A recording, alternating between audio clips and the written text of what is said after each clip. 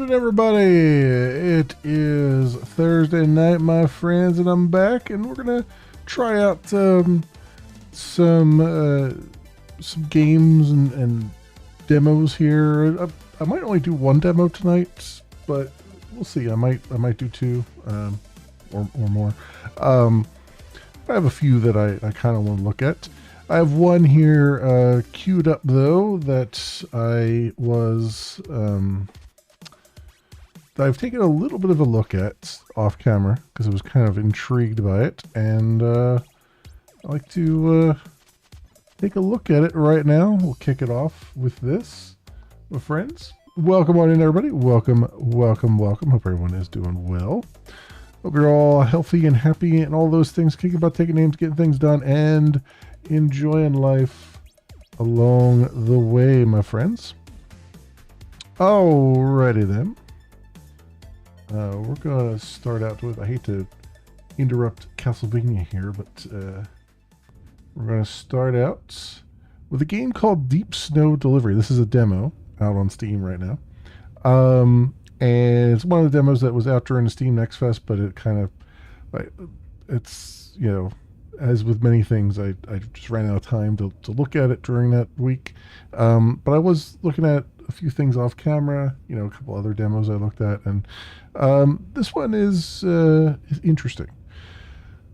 So, without further ado, let's just pop one in, and I'll show you what it's all about here. It's got don't let the wireframes fool you. It does have retro graphics, but there's a little bit more to it. Longer than last year, colder too. Let's get a check in, pick up a few items. I'll bring us around.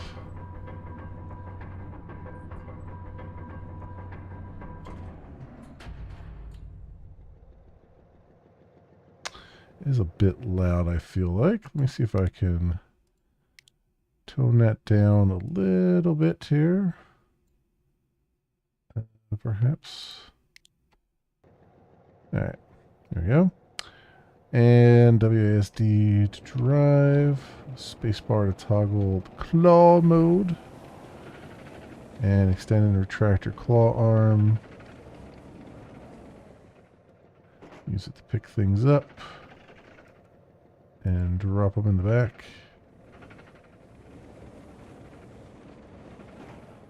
There is also V, which kind of helps out with dropping things in the back, which they don't tell you about right away, but it's there.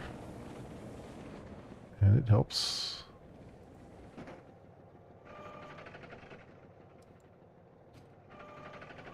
A lot, actually.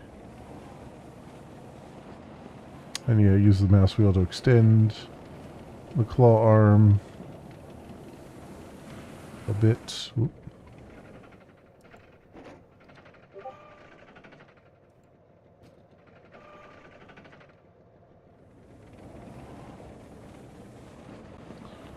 Alright, we'll grab a few things here, and then they'll have us go back inside after we've been sufficiently tutorialized.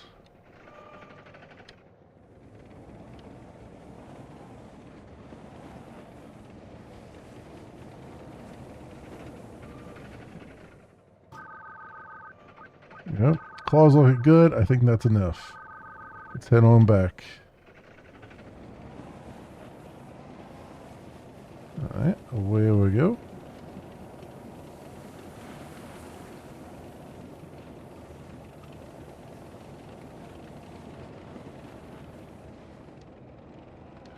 Unload the items you want to sell onto the elevator, then grab the terminal to enter the settlement. So, that's the one thing you have to kind of drop everything on the ground that you want to sell. Or as we'll see in a moment, when you're delivering items to particular areas. Welcome back. Is the tank treating you well? Yep, it's a fixer-upper for sure, but we'll make do. You two always manage somehow. I know it's tough parting with your old tank, but it's needed for newer trainees. I'm sure you understand. Absolutely. I'd much rather it be us in this death trap than the kids. Aha. Please buy some upgrades or repairs, please. Okay. Yeah, so we have some repairs that we could do for it. Or these are actually upgrades. Here's the repairs. Repairs that are needed there for the... This is all the stuff that we dropped on the elevator, so I can sell all of that. Raw materials, every bit helps. Thank you. Then we have deliveries, rusted junk. So this we'll have to take this to scrapyard, which is relatively close by. But let's also see if I can get... Do I have enough? I have enough for a signal receiver, which is actually really good. So I'm going to buy that. You've gotten the receiver installed, you'll be able to start up deliveries. Good luck out there. Yep. That's what actually gives us the ability to do the deliveries and stuff. We'll want storage walls and stuff later. Yeah, we can go with the rusted junk here. Remember to load the packages in before you drive off. Let's not have a repeat of last spring, alright? Take care. Alright, so we're done there.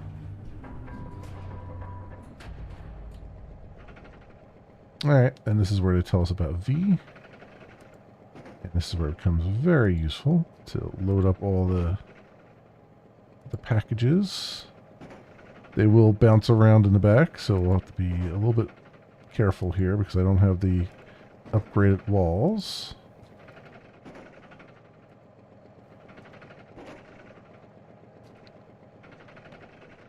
Alright.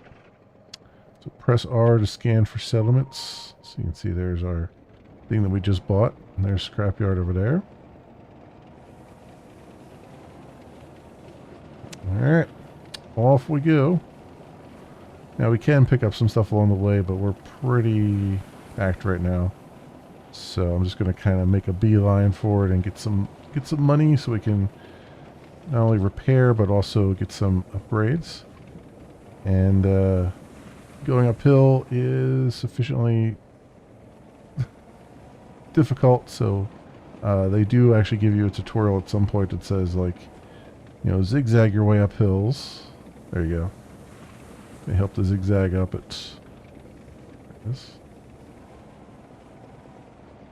So there we go. It'll take us a little while to get over there. But I hope everyone's doing well. I have a weight off of my shoulders a little bit. I was able to finish the project that's been, well, one of the projects that's been the bane of my existence at work. So that's good. The other one is still, you know, on hold because, you know, the third party that we're trying to integrate with is incommunicado right now. So that was no, you know, there was nothing to do there. This other one I've been working on was just like, it was just held up for legal. You know, you have to get licenses and you know how... Elena, come in, Elena. Do you hear me? Hey, Helly, loud and clear. Good, good. Just checking. Are you two all right? Helly's got a crash. Yep, you're fine.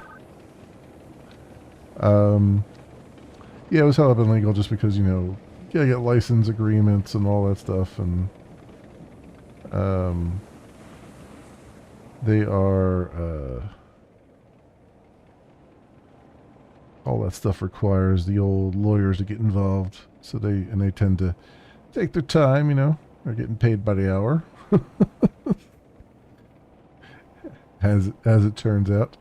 But yeah, like that's all. I finally get like the end in sight for that. It's you know, just got just got it into, just did the handoff basically for testing. So it's in QA's hands now. And, you know, at this point, it'll just be, you know, any bugs ought to be relatively, will be a lot easier than, like, you know, when you're developing something from scratch, it's, that's the hard part. The bugs are just, you expect them, and they're usually not quite as bad unless I've missed something entirely as far as requirements go. But, you know, even then, you still got the basic framework of everything in place. So it's not it's not that you're working from nothing anymore. You know what I mean?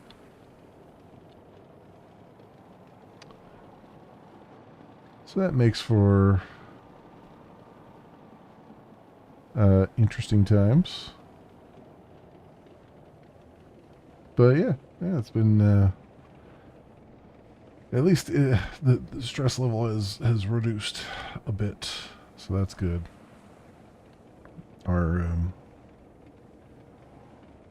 code freeze is the end of the day tomorrow, and I kind of finished it with a little bit of time to spare, which is always nice. Although technically we're a week later than we wanted to be, but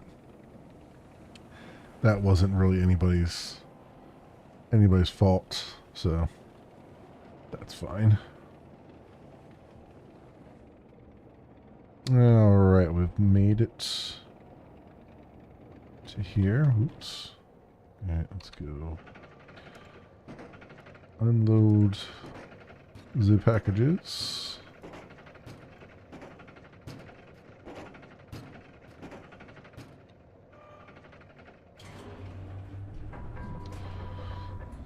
There we go.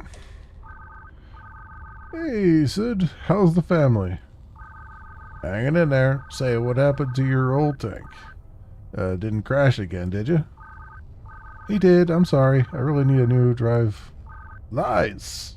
You know it was her the first time, right? Whatever you say. Alright, we can deliver all this stuff. Get our $1,250. Her looks spotless. Good work. Cool. Then they got like a list of high demand items, so we know if we want to just go, if we go out and we find some bolts and stuff, we know to come over here and deliver them, and then we can pick up even more deliveries if we wanted to.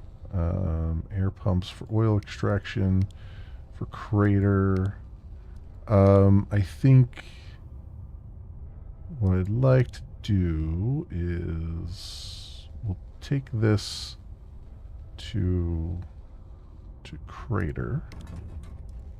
And then what do we have here? I'd like to get the upgraded storage walls.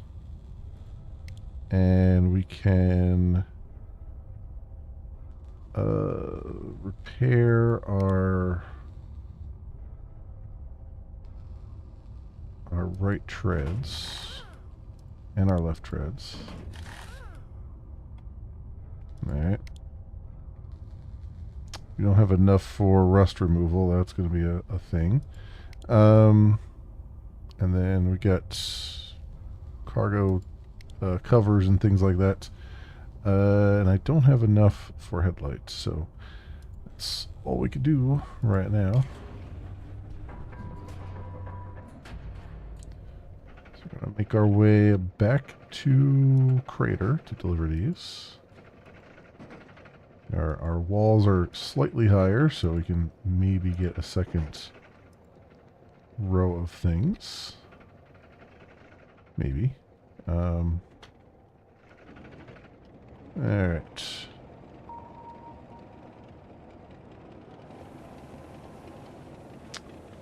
Away we go. Of course, once we get the metal detector, we'll be able to see the stuff on the ground and see what's worth stopping for and what isn't. That's a beam, which might be worth might be worth it. Although it's not really going to fit too easily in there, but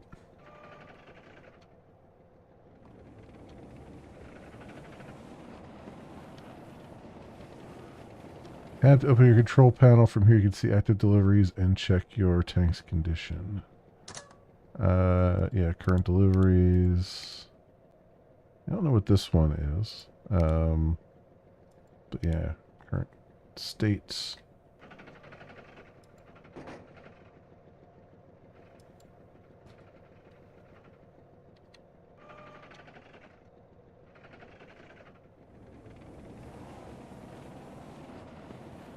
There's no way that beam is going to stay on there.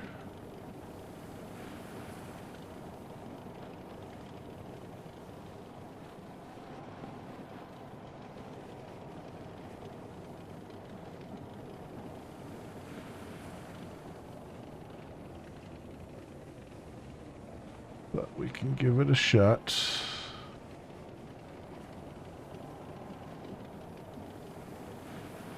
Alrighty then. Just motoring along here. Now I've been avoiding, like I've played a little bit of the game. I've been avoiding the ice. Oh yeah, there it goes. Better keep off the ice. I was gonna say I've been avoiding the ice because I figured it was probably not thick enough to to hold a tank, but the game just confirmed that.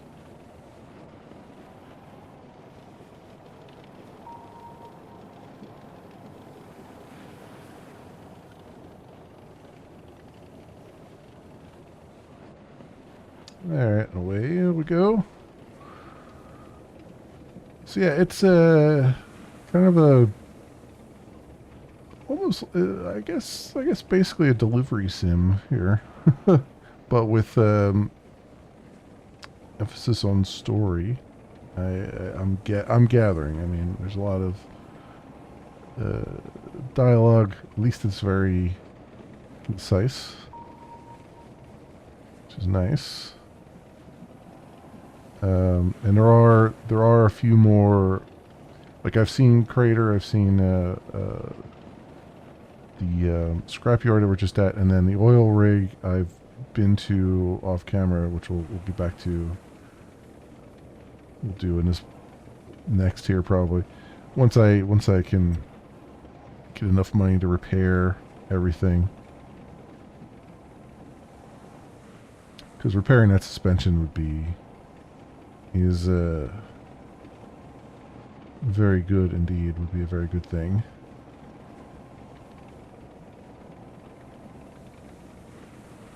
It won't make us go much faster, but it'll at least help, even if just a little bit here. I'm kind of curious to see how much is in the demo, because this seems like it's good. It could potentially be longer than just like a 30-minute demo kind of thing. But we'll see. We'll see what we run across.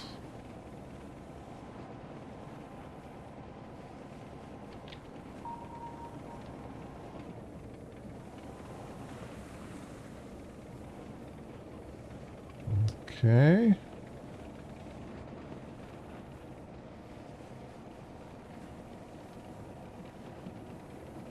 And get over the lip there.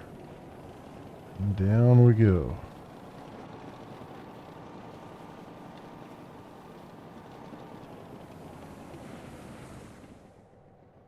Now let's go.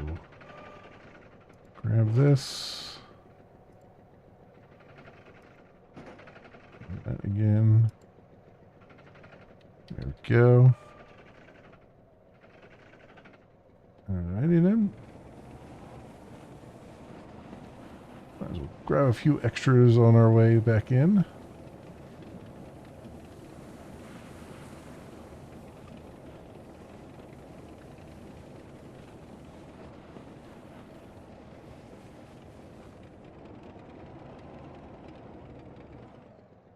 Okay.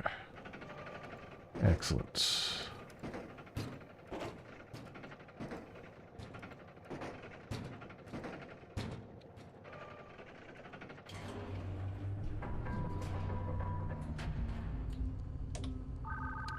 Yeah. So we can deliver these. Incredible. Not a scratch. I could sell those. Yeah, that I-beam was worth quite a bit. 1,200, which is great.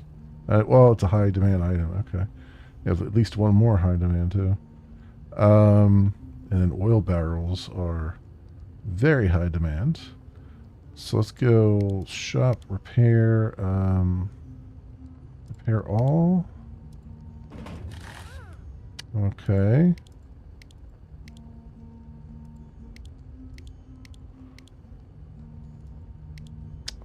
Anything else?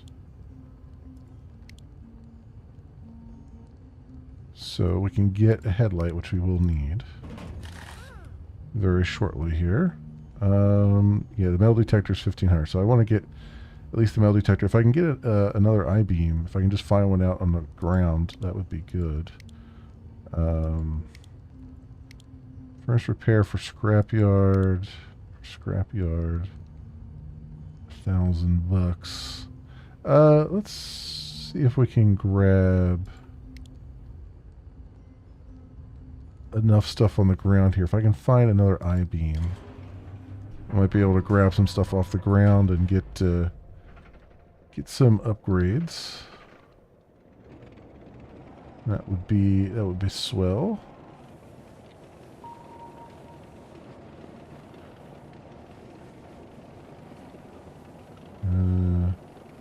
I don't think I'm going to find any around here, though.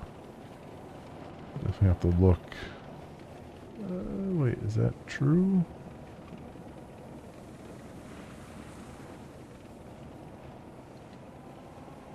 Yeah, I don't think that's something I can interact with.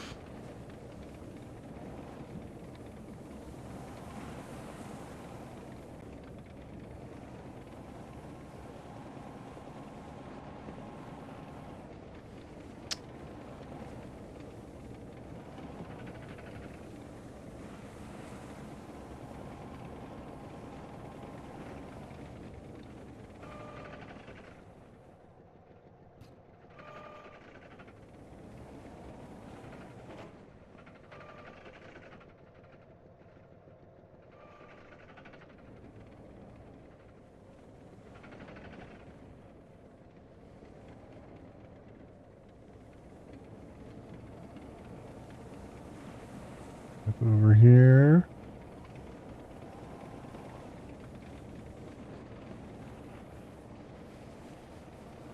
Also, is that a... I guess that's a... Yeah, it's a tunnel. All right.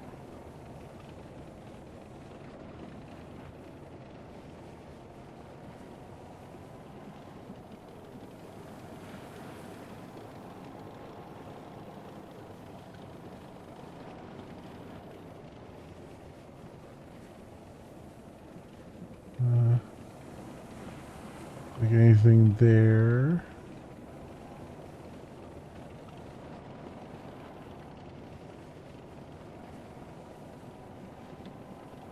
Here a little bit.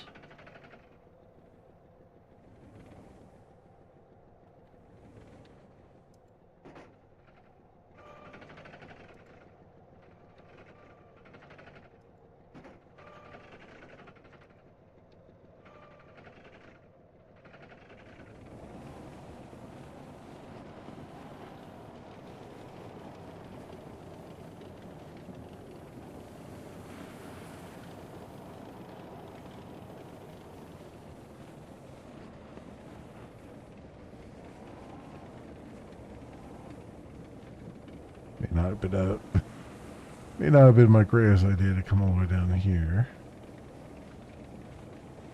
So we're gonna get back up again. I think most of those I-beams I've seen are over by Scrapyard, which means I really should have just taken a job over to Scrapyard and get paid for it, but oh well.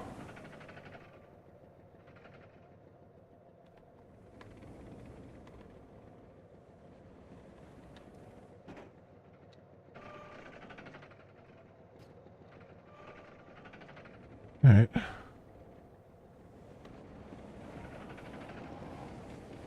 Was an axle at least.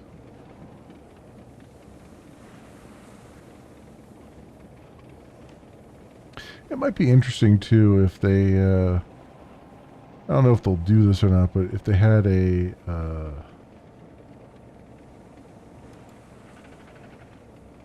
maybe an upgrade or something that would allow you to use these parts that you find on the ground to actually repair things for free, or maybe for like a smaller fee.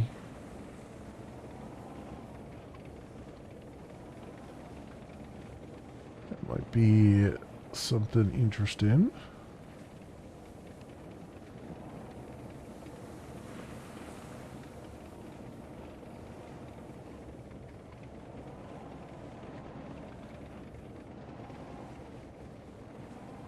Alright.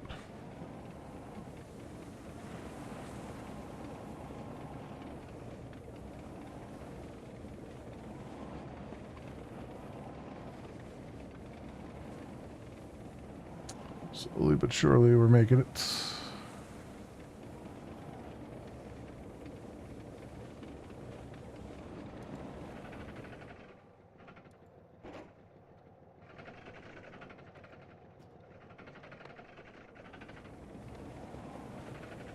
And there we go.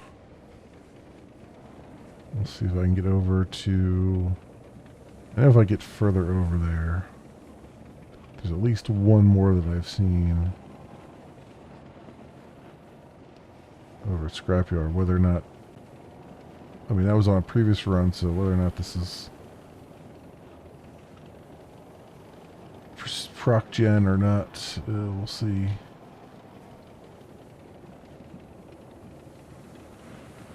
I don't think so, though. This all looks the same.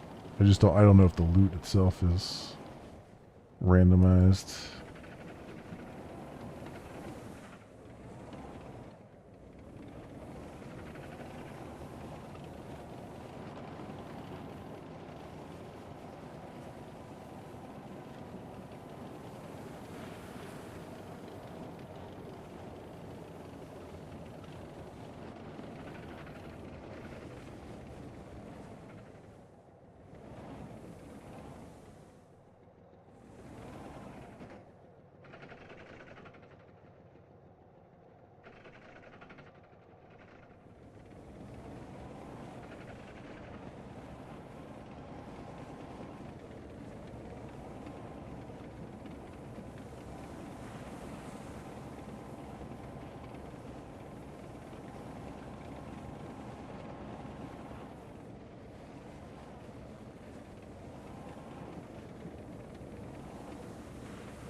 Alright, slowly. Ever so slowly.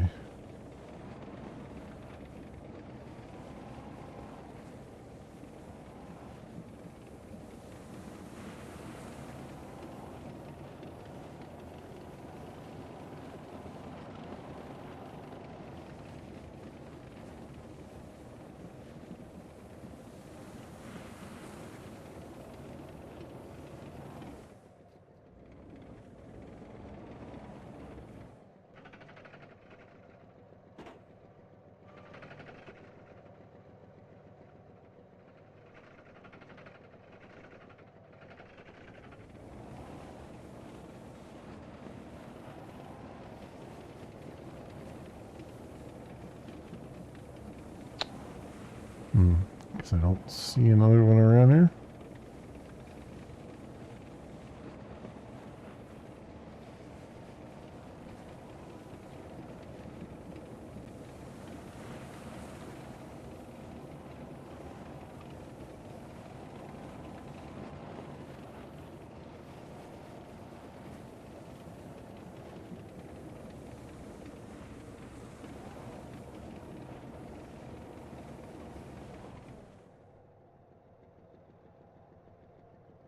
Hmm.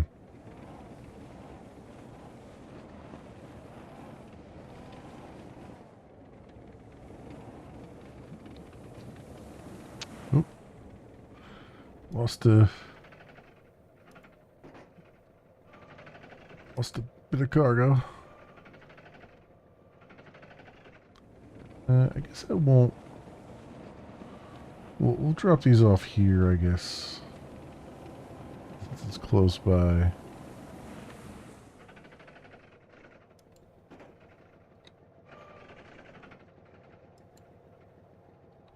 Found a couple axles and stuff, which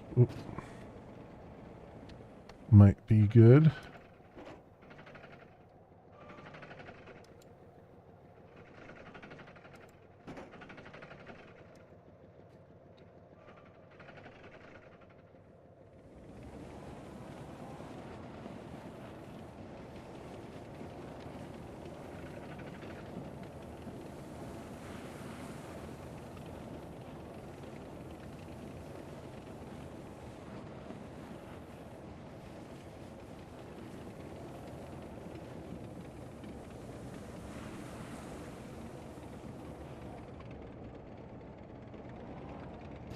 Don't fall out.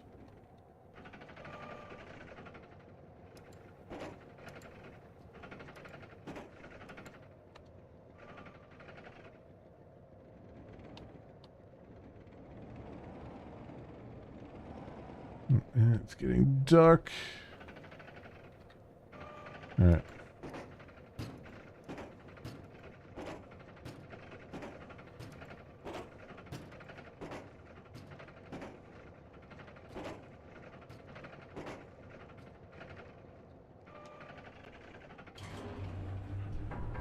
Okay, down we go. I can sell all of those. Cool. All right, 1,420 bucks. Not enough. Just short of the metal detector. Just a little bit short.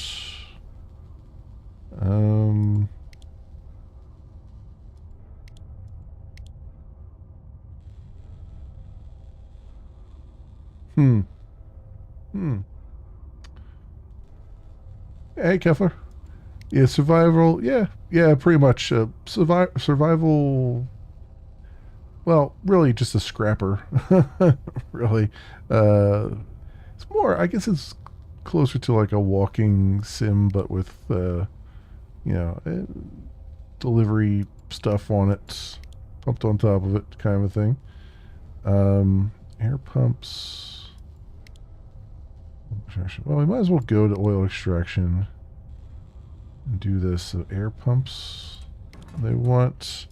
I'm having a feeling that we better get the storage walls because I have a feeling these pumps are going to be freaking huge, given how much they're paying for it. Let's get a little more engine torque too. Okay, let's see what we got here. Just firing, collecting that. Oh yeah. What is it? L for light? No. B? T? What was the control to turn on my lights?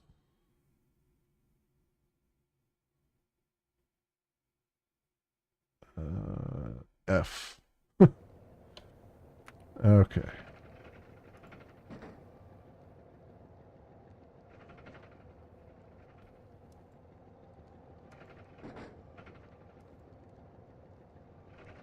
All right.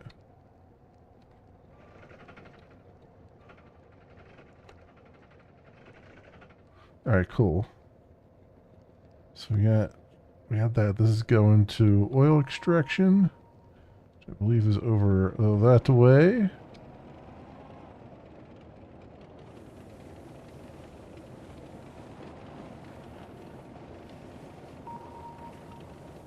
Yes, it is over that way.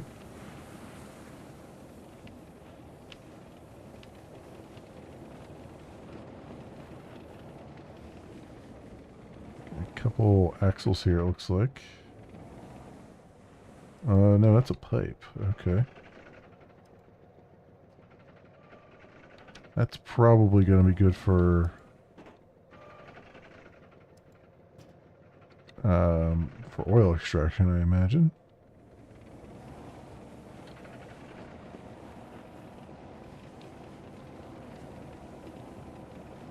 Now, the only thing with this is they are up quite the hill, so we're going to kind of come at it from a wide angle here and kind of get up on the ridge.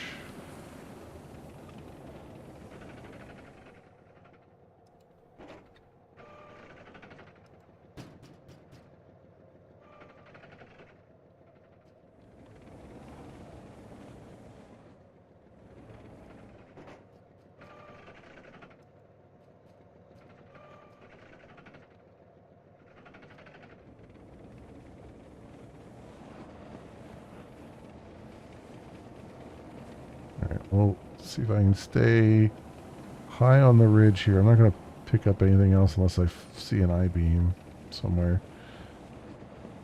Even that I might not pick up because we're going to have quite the hill to climb here.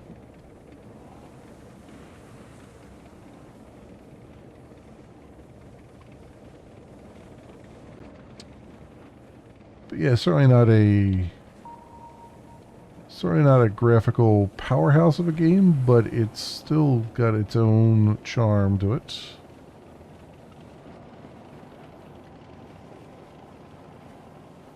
And sometimes it's nice to have just a game that just kind of does what it needs to do, and it doesn't have to be flashy and crazy.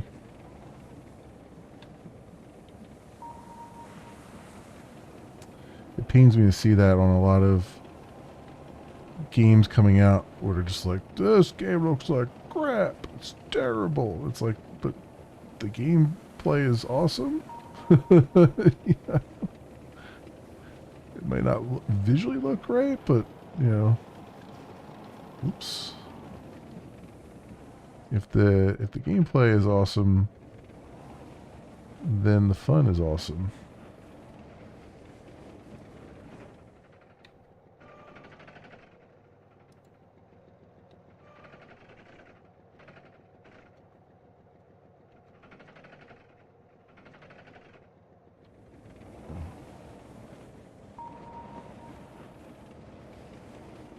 Still not even high enough up here. Oh, I knew that was going to come rolling back out again. Oh well, I'm not going after it. Screw it. Screw it. We need higher walls.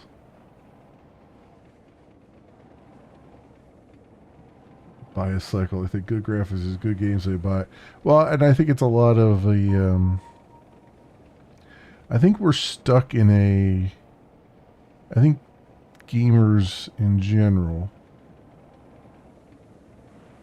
the more mainstream gamers in general, I think are just kind of stuck in this AAA mindset where,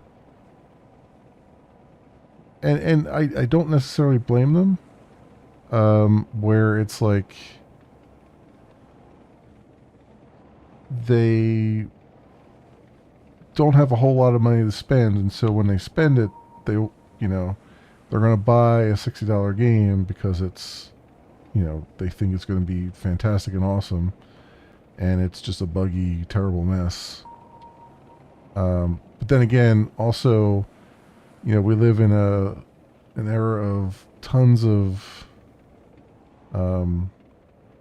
engines are available now. These are defend a bad purchase even when the game is bad. Yeah, it's you also live in an era where like engines are more available than they've ever been, and so what's happening is you're getting a lot of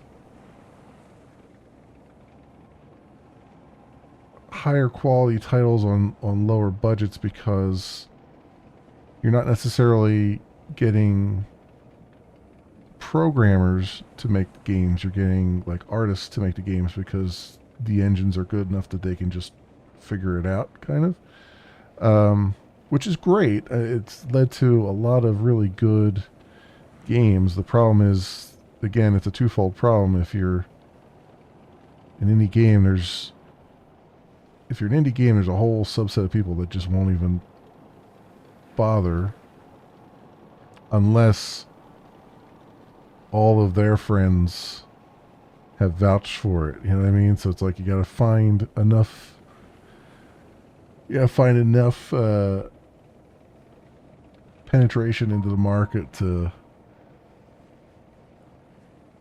get friends to talk to friends. I have a thing. Um,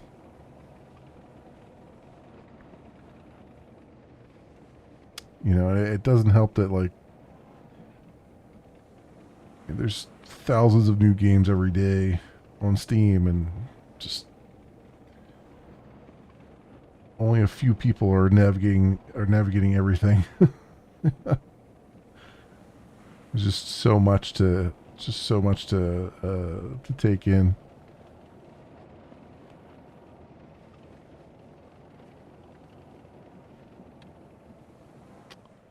Let's see if I can. Ooh, oil barrel.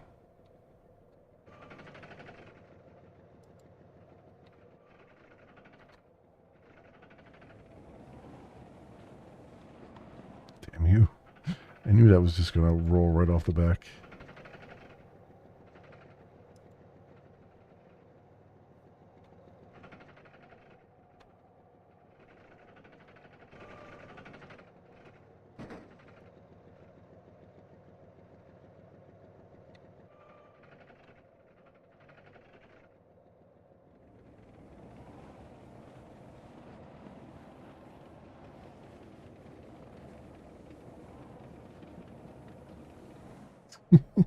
Damn it.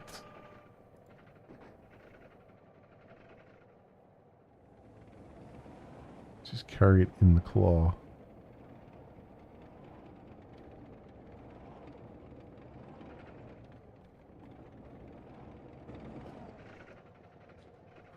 There we go.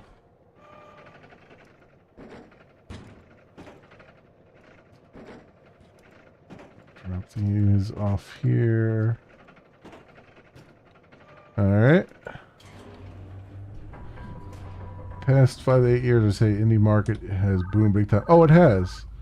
I mean, everybody, like the barrier to entry has reduced enough that like everybody with an idea and some spare time can really make something happen.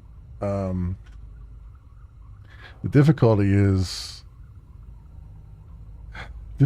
making enough money off of it to turn it into something. You know what I mean? Like if you're doing it as like a kind of a side gig, see that's the thing, right? It's like it requires enough work that it's hard to even make it a side gig.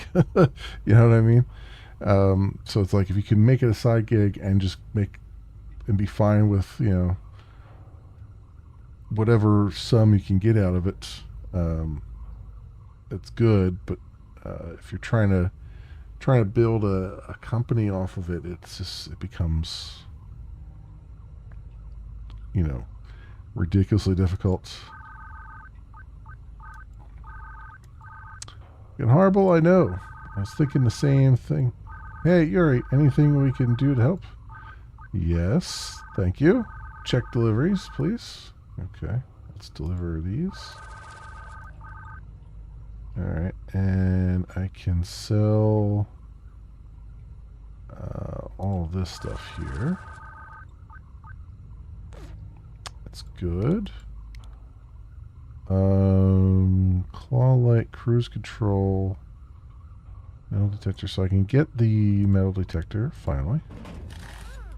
Topographic scanner. Topographic data showing slope angles. Oh, greatly aids navigation. Okay. We're all good there.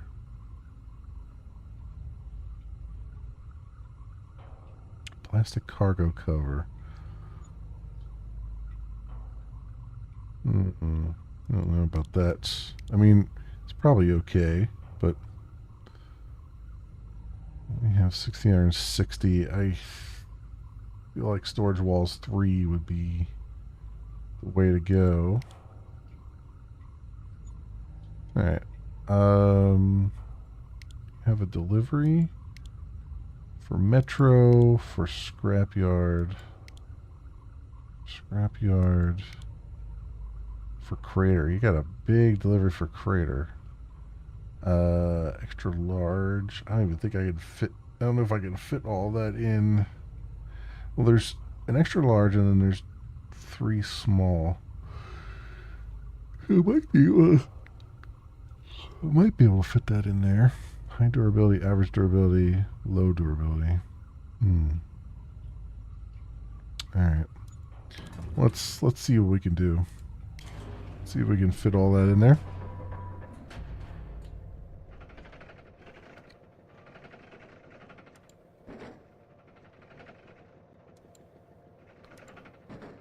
Okay, yeah, we can.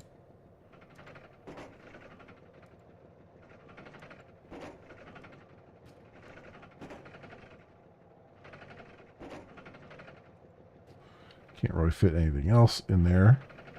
Well, I sort of can, but yeah. Probably wouldn't be advisable.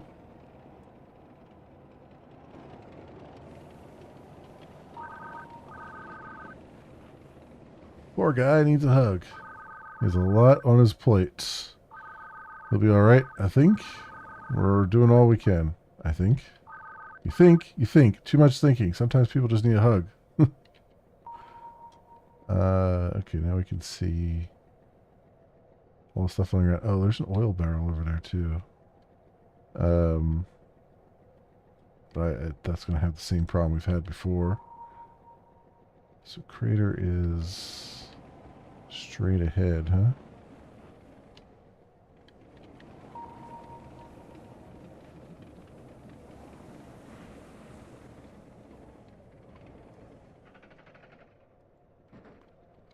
Let me see if that'll just stay put. It might, because there's a big thing in the back.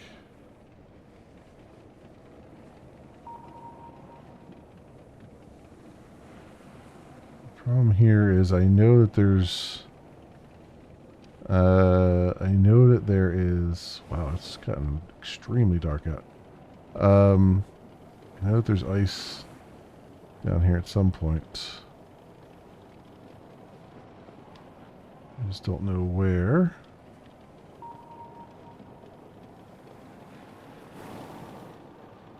Unless it's off to the side, which could be a thing too.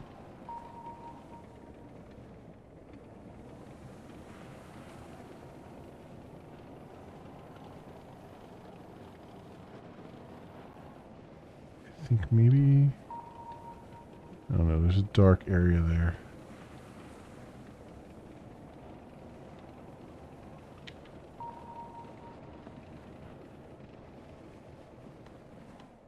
Ooh, is that... That's ice there. Okay. So we gotta go around this.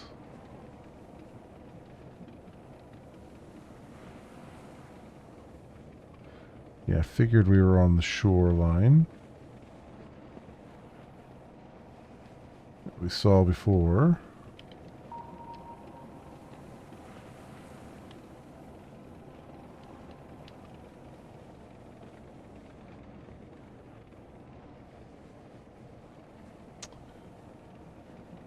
Quality's gone up too, big time. Yes. Yes, it has. And that's the thing I try to... It's one of the reasons why I like to spend more time on little indie games, because there's a lot of diamonds in the rough out there. It's just, you gotta... You know, when I find one, it's really awesome. You know? Speaking of, I just saw in my Steam news page couple things. First of all, Package Sim I was playing about a month or two ago. I got all the way to the end. I haven't shown my final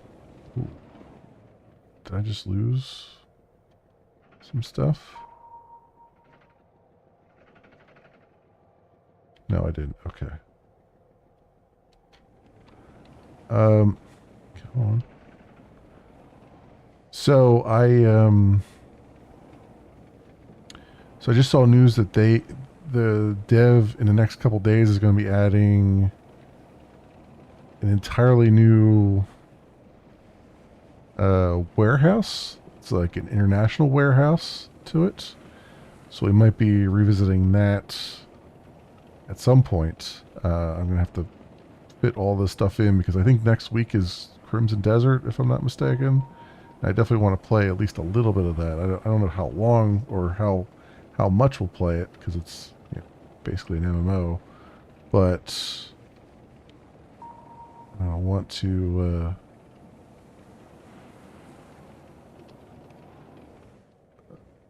this is ice.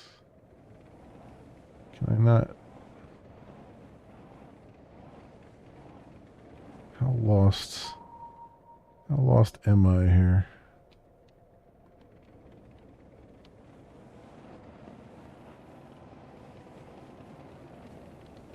Oh, is this a bridge I can kind of go across? It's not looking too promising.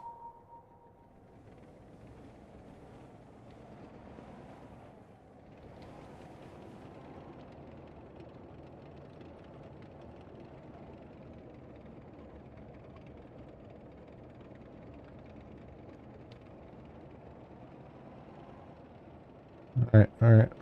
Not bad. Not bad. A game you tried in real life? No. I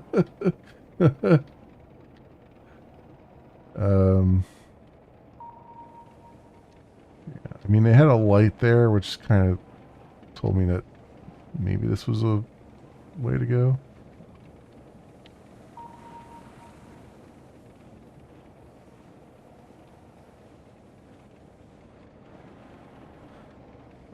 So yeah, so Parcel Sim, I'm gonna want to pop back in that a little bit, and then Planet Crafter, which had that whole DLC come out that I haven't even looked at yet.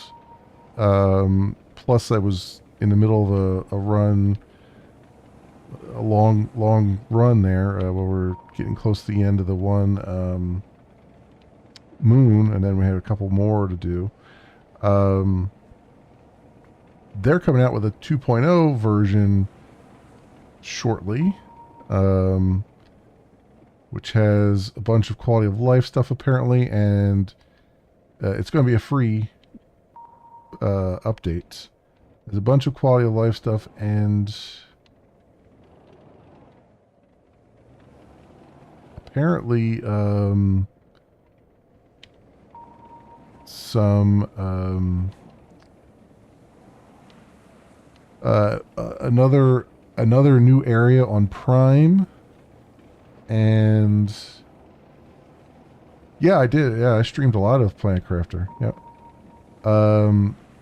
Another area on Prime, and I think they said like a new.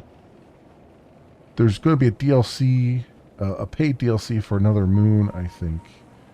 At some point too, which is good. I mean, they can have all the money because I love Planet Crafter. I think it's fantastic. So that'll be good. So I gotta get back to that too.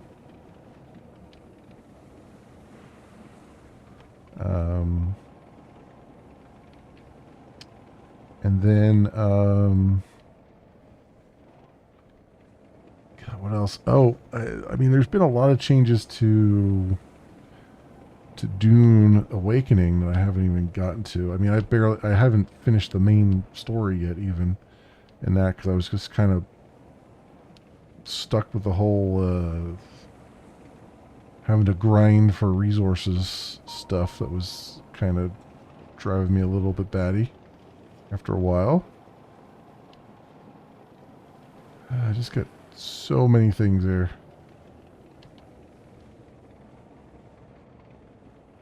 Anybody who loves No Man's Sky will love Planet Crafter. I think so. I mean, it really depends because there's no. Probably one of the bigger complaints that I think people would have about Planet Crafter is that there's no combat in it, which I actually like. I like that there's no combat in there. It's just pure survival. Though, in fairness, once you get to a breathable, once you get to a breathable atmosphere, even prior to that, like you're basically set. Like you're not really surviving anymore at that point. Now, then it's just like a numbers go up game. So it's kind of like I find it compelling because it's kind of a survival game, but also it's almost like an idle incremental game, right? Because it's like you're just trying to make your tower formation numbers go up, and then there's a little bit of automation in there, but not enough for the automation fans, you know. But it does, yeah, you're right. It does have the same vibe as it. It just it's just one of those things that kind of has just flown under the radar. I feel like, and it's a shame because I really enjoy it. I think a lot of other people would enjoy it too. It's just, you know, how do you get eyeballs on it, right? Milestone farming, yeah, exactly. And it can be pretty darn cozy too, you know. I think the thing that I like about it is that it always feels like there's something to do in the game. Like as soon as you've complete one, as soon as you complete one objective, there's 3 more that open up. This is really nice. Yeah. And I like the custom. I play on the custom difficulty where I can basically set everything. Like I can set the different speed at which technology progresses and all that stuff, and how much, you know, resources you use and all that stuff. And I did, even on my main channel, I tried a hardcore run and got pretty darn far. I ultimately goofed up going through the wreckage of a ship. Like they'd added, right at that time, they had added a new point of interest where there was like these big proc gen wrecks that you could go through on Prime, and I got complacent. Like I was just like, oh, I could just run in and do this, and you know, I didn't really bring enough water and yeah, I didn't bring enough water with me. I think that's what I ultimately ran out of. And I got, well, it was water, and I didn't bring any flares with me. So it's like, I've been in plenty of wrecks. I'm not going to get lost. And boy, did I ever get lost. I was just completely turned around and lost. And I ended up dying in there just of thirst, trying to find the exit. it was rough, and it was hardcore mode, so it wiped the whole save file. But you know, it still made it significantly far. And in fact, the streaming playthrough I was doing kind of hardcore. It wasn't exactly hardcore. I was like, I don't want to lose the save because I want to make a lot of progress, because I never actually finished the game. I just made a whole lot of progress in it. And so I said, I'm not going to do hardcore mode, but I'll try my best to not die. And I made it all the way through all of Prime and a decent amount of the first moon. I forget the name of it now. Before I actually did like die of something. But it was, but I still had the save and everything. So that was did pretty good there.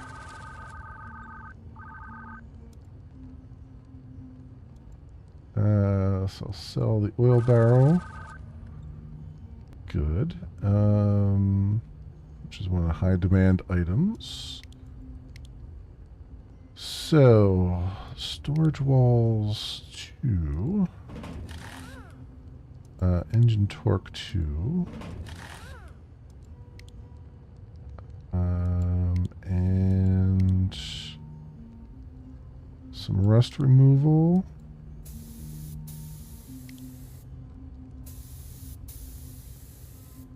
There you go.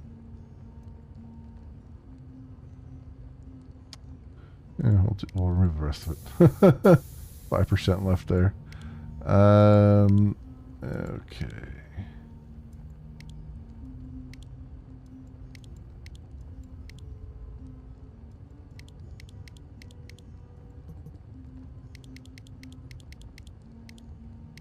Body lights, turret lights. Headlights, cargo cover. I guess we can get cruise control. Increase, decrease speed. CRBF control turns it off. I don't even think I really want to waste any money on cruise control. Claw lights. You can see better at night. Let's do that because our visibility at night is pretty terrible. I guess I can buy the cruise control. It's not like I have to use it. Automatically break down hills while using cruise control. That's interesting, I guess. And I would get a cargo cover, but the other place had plastic cargo covers, which I would probably want over that. So what do we got here? Rabbit products for oil extraction. Bone glue. So chemicals, so treated chemicals and bone glue for 2,400 buckaroonies. I mean, let's do it while it's daytime. So get that going. There's also a button there with a little timer that allows you to pass time too. It's not immediately noticeable. I had it happen to click on it at one point and be like, oh, that's kind of nice.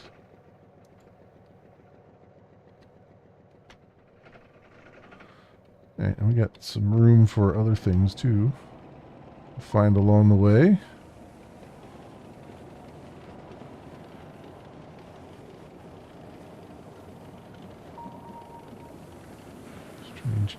Strange cube radiator.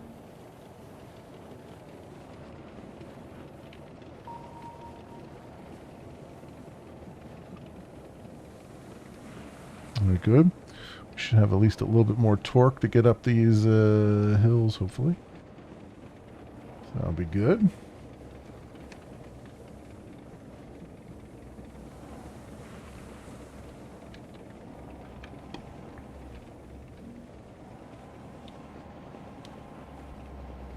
I played a demo the other day that looks like it'd be really fun, but I think it's having... I was having some performance issues with it. Like the tutorial area worked like a charm, but then as soon as I went into like the one jungle area that they had, it's kind of like an open world automobile thing, like a, you know, you're maintaining your truck kind of thing. Kind of sort of, it's I was gonna say it's kind of like a My Summer Car, but My Summer Car had like, you would actually maintain you would actually work on the car and stuff. This doesn't have that. It has more of a just do some what's the word I'm looking for?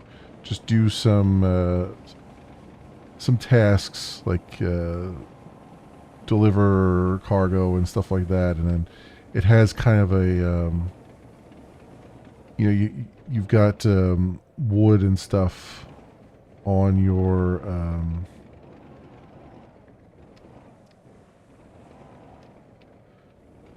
you've got like wood planks on the side of your truck and everything to get over holes and whatnot. Okay, it's not letting me get up that way, so I guess we gotta go hopefully around this way, if there is such a thing as around this way.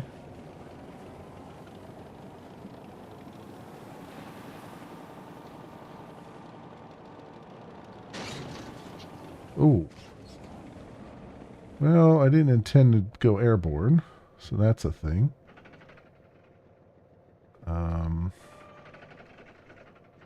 That's a bit of an oopsie.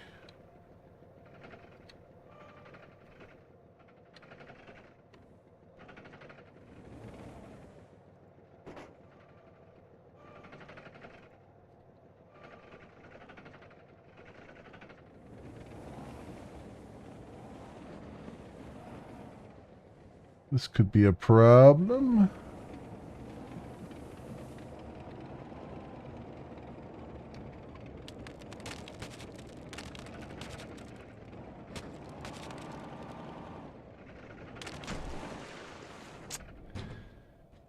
Yeah. I'd call that a problem.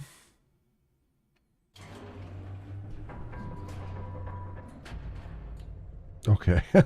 It reset me to here. That's good. That's very good. I appreciate that.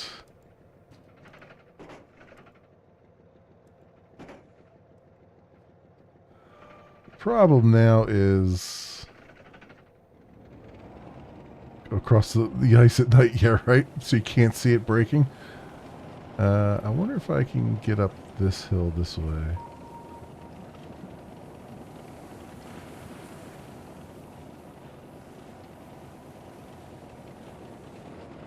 Because it's deceptive, right? It says that oil extraction is over there, which is true.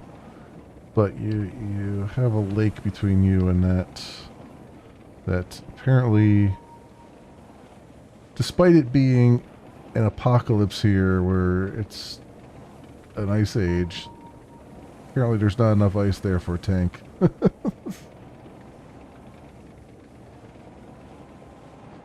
sun isn't beaming out. Yeah.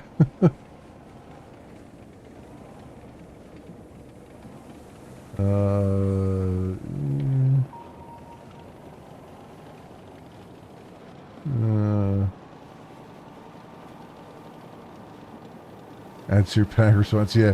Well, if I didn't have to stop to grab that, grab the thing that fell on the ice there, maybe I could have made it across at least once. I don't know.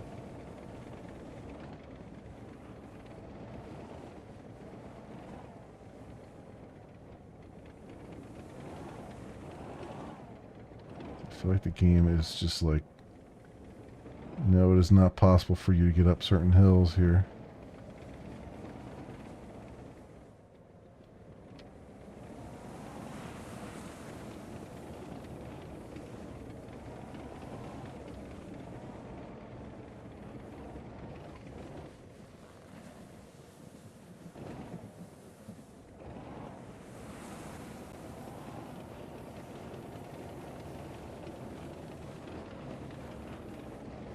I think there's like an invisible wall or something. Well, no, there's stuff up there. It's not letting me get up there like this. Oh, I really hate the idea that I'm going to have to go all the way around the other way again. But I'm going to have to go all the way around the other way. I have to take the long way, go over to scrapyard, and then go back over to oil extraction that way. That's annoying, but it is what it is. It gives you suspenseful music where you're close to death. Yeah. Uh, except for Sonic. That that underwater, you're about to run out of breath music is haunts my soul.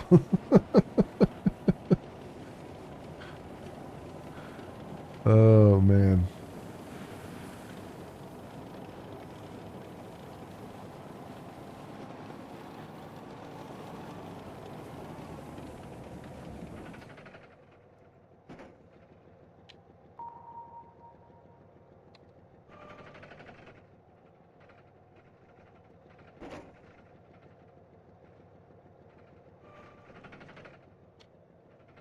Yeah.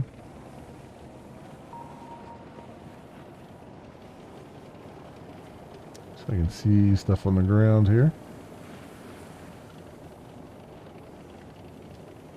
All right.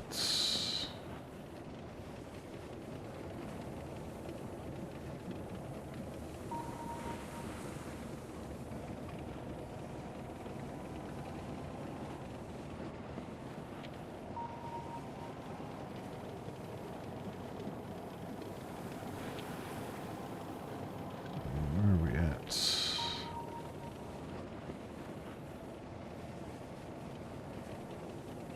Cue radiator.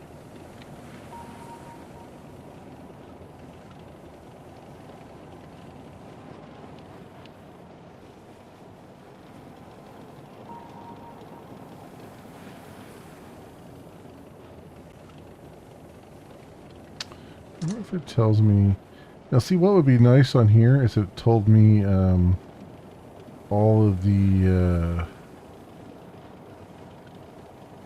in-demand products that I know about based on places that I visited. So I don't have to try and remember them myself.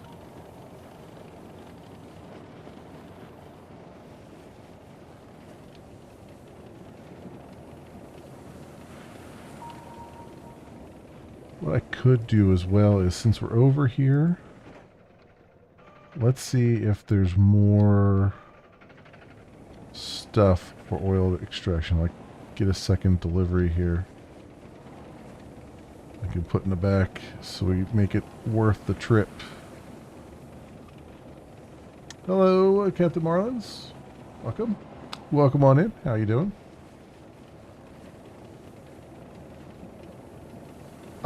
This game is called... That's a good question. I forget the name. Deep Snow Delivery, it's called. It's a demo. Just out there on Steam right now. And I'm just trying it out, see what it's like. Little indie demo thing.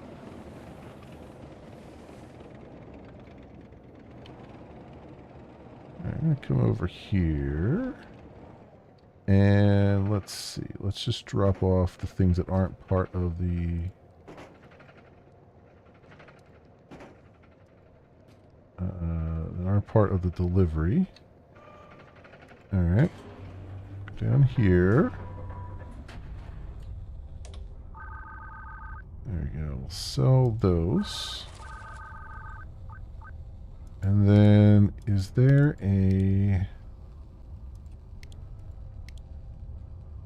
delivery that we can take to oil extraction? There is. Claw arm parts. Alright, let's do that. Hopefully we have enough room for it. I guess we'll find out. I'm doing good. I'm doing good. Have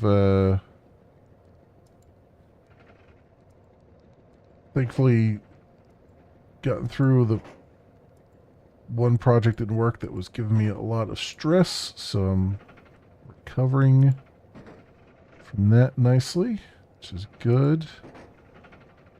And yeah, there's a lot here.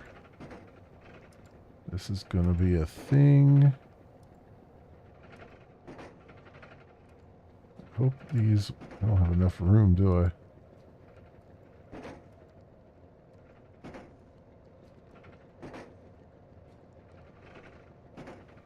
Well, this is gonna be a problem.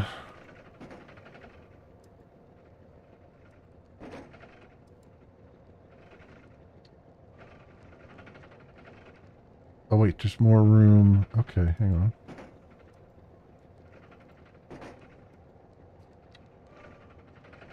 Okay, I had more. I couldn't see. Well, from above, I couldn't see the 3D, like how much room I actually had. All right, so we might be able to pull this off. We might be able to, as everything starts rattling around in the back.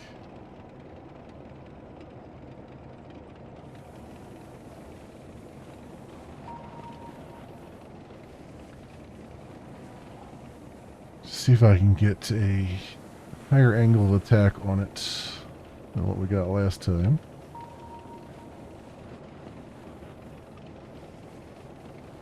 Definitely can't pick anything up along the way. Oh, and thank you for the follow. I appreciate it.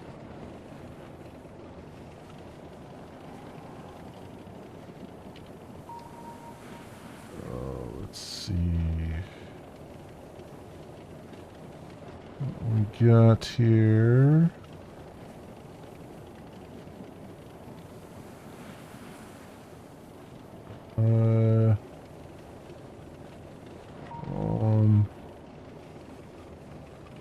Alright, can I make it far enough up this hill? That hill over there is going to be the real test of patience. I think. I want to see if I can kind of go up that little valley there a little bit between the two hill parts. Maybe we can do this.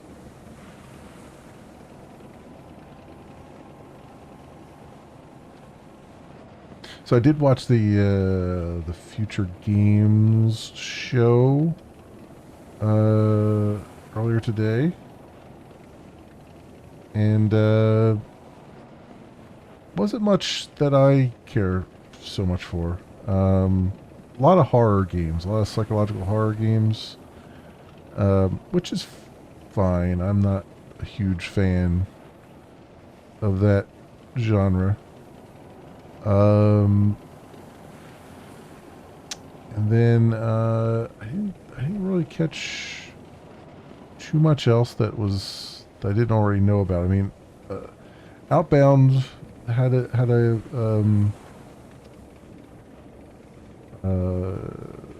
their trailer there, which is the demo that we played a while back with the camper van where you go around and just kind of explore and stuff and rebuild.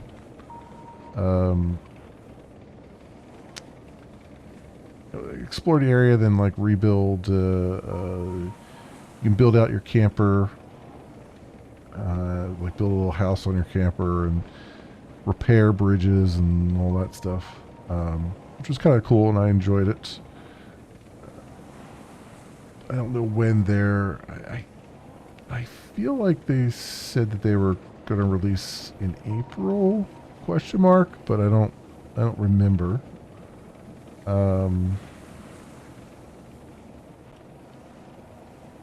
And what else was there that really was kind of in my wheelhouse? I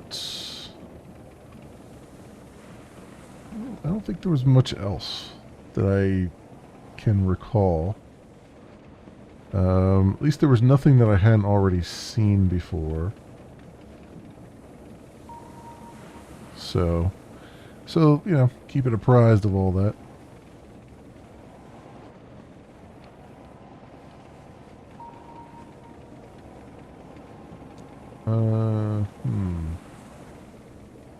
Let's get over this hill here. Okay, good. And right down there, just don't crash into anything.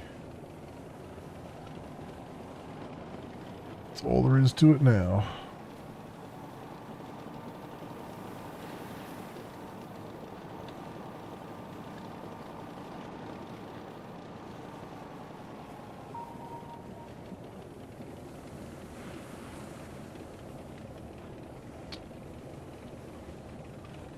Okay. Come on now, come on. This ought to give us a decent amount of money, so maybe there's... At the very least, I could get, like, the plastic cover upgrade. I think will help things a bit. See if there's any other upgrades left.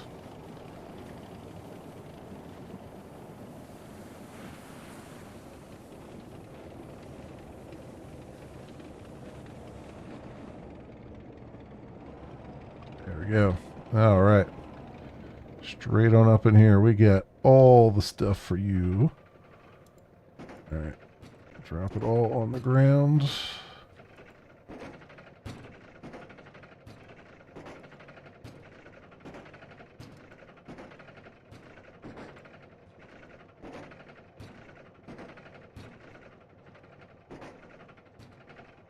Okay. Enter the settlement. April 23rd. Okay. I thought it was in April. Okay. Cool. Cool. Yes, I have 2 deliveries for you. High value deliveries. There we go. Excellent. So we do have some engine wear and tear. So we'll take care of that. Rust removal. We got some different paints we can put on here. There we go. Our paint quality is back up to 100%. Remove a little bit of that rust. Cool. We're looking spiffy and new. I like it. Let's get the plastic cargo cover. Keeps your cargo secure, but you won't be able to pile cargo past the rim of your buckets. That's hold space bar, aim it over your storage bucket, then press left mouse button to deploy. Okay, that's fine. Oh yeah, topographic scanner. That's the other thing. 8,000. Well, we could do that upgrade there. All right, where do you have to go? Scrapyard, scrapyard, metro. Scrapyard and scrapyard. I kind of want to go. I guess that's considered metro. I don't know. It was the bird hole there. So let's come out of here. Hey, hello, welcome on in. How are you doing, sir? A good stream today, Outlaw. Very good stream. Ooh, what is this? Oh, that's the plastic cargo cover. Okay, I gotta drop that in there. Okay, I see.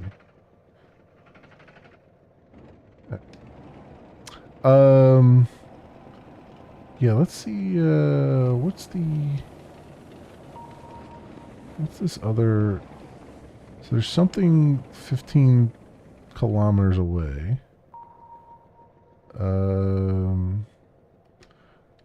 Yeah, it was a fun stream. It was a very fun stream. Very cool stuff.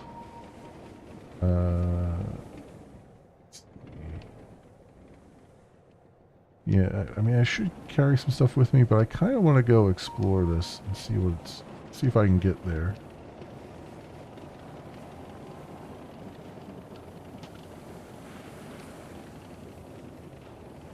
Because that looks like, you know what this reminds me of? There was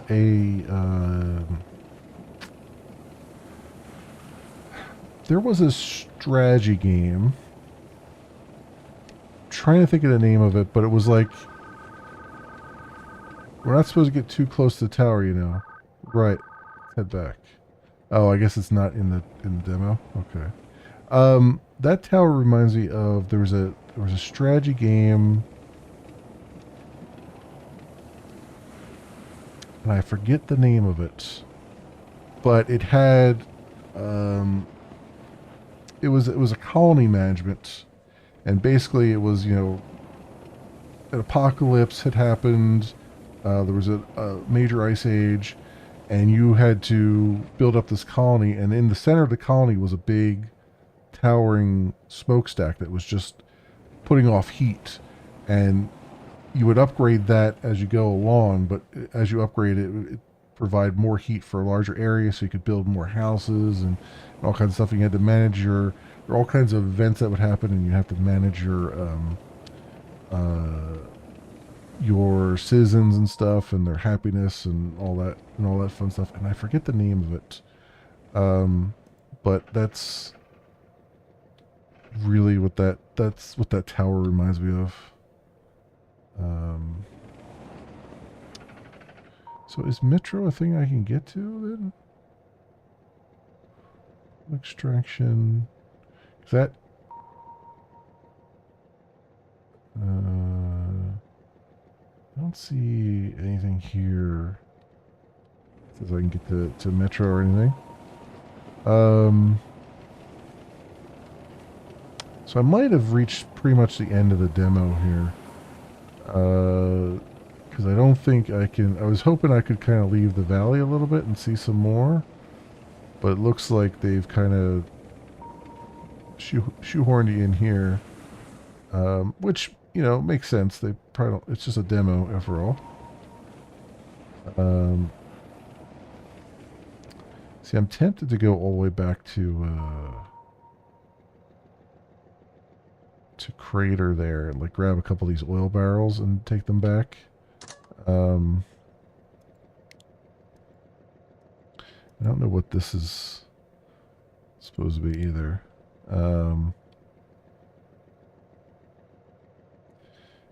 Yeah, I wonder. Let's go this way a little bit and see if they. I don't think it's going to let me get up the mountain here any further, but I could try it.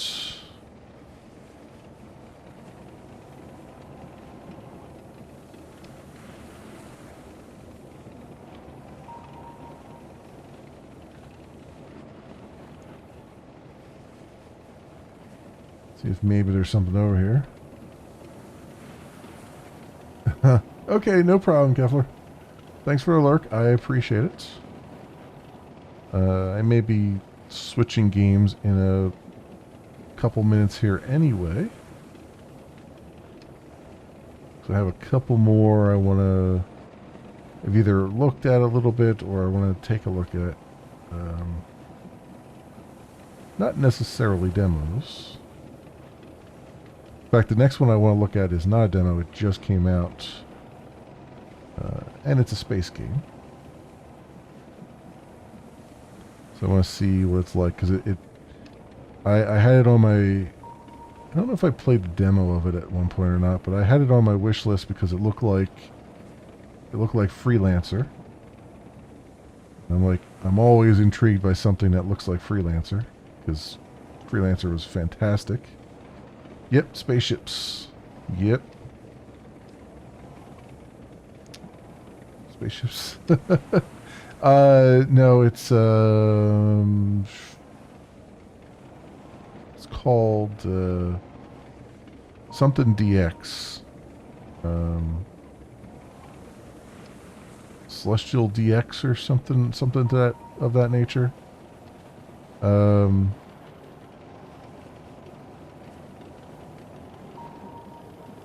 Take a look at that in a moment here. I just want to see. Oh, yeah, it's just kind of funneling me back towards Scrapyard there. Yeah, I don't think I can get up these mountains or anything.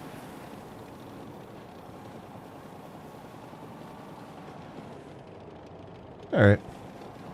Well, that was cool. This is cool. I definitely have this on my wish list. There's a bunch of I-beams just hanging out there.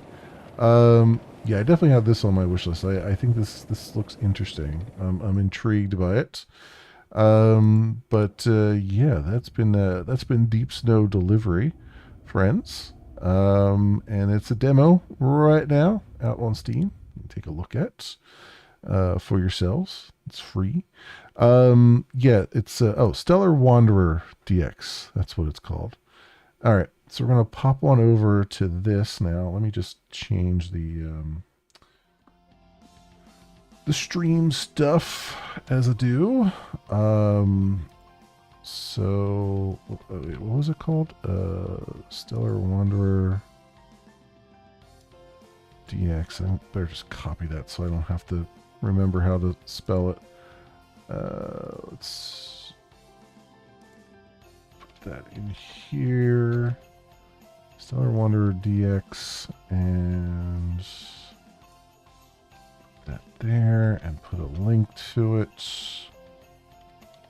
Trying to be a good citizen here as much as I can. All right, save. And then where's my other thing at?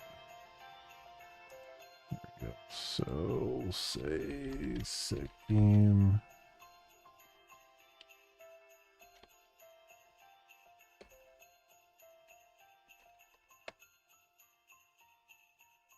So what's the game about? So that game I was just playing was recognize command set game. Oh, what? Wait a second. Did I?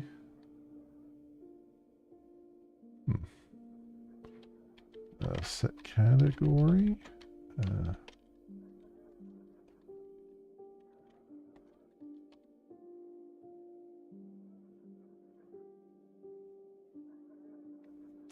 Wait a minute. Oh, you know why? I know why. Set game.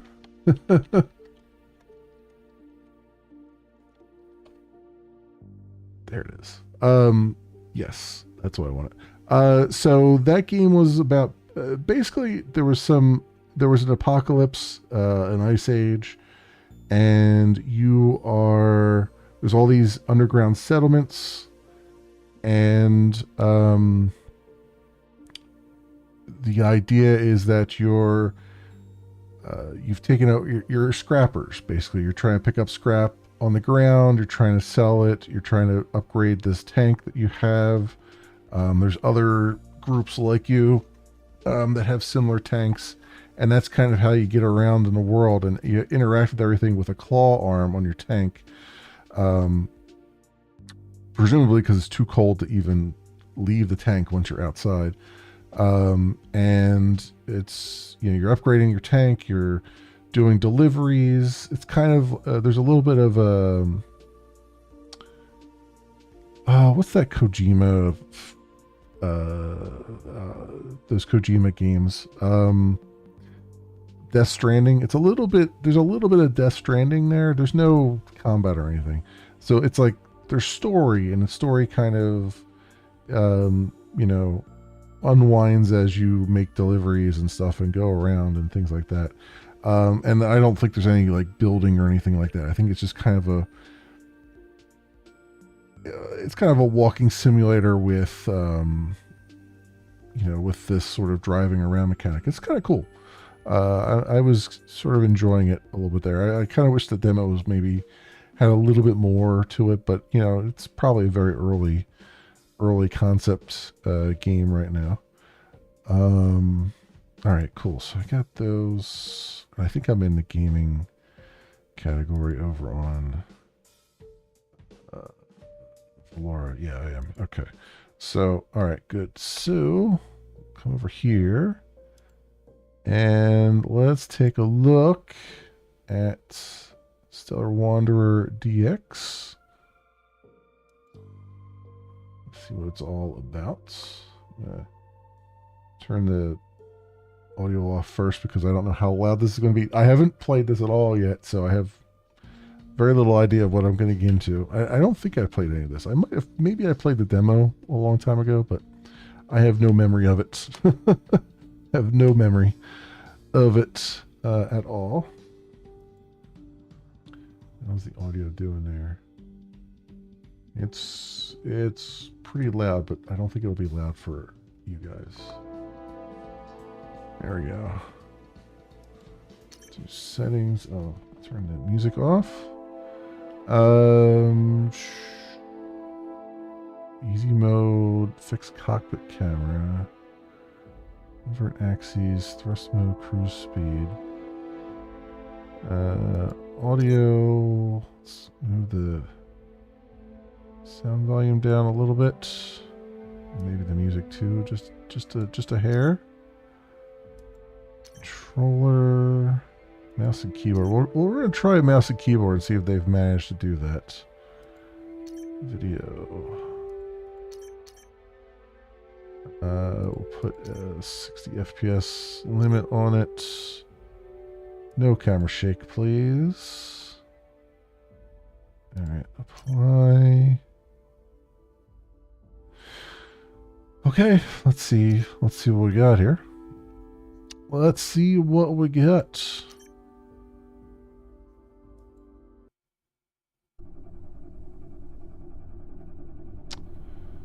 Memphis Space Station. They're even naming their space stations like what should we do it would. Sooner than estimated. Radar is clear. Commencing docking procedures. That's him. I have a positive scan. Engage now.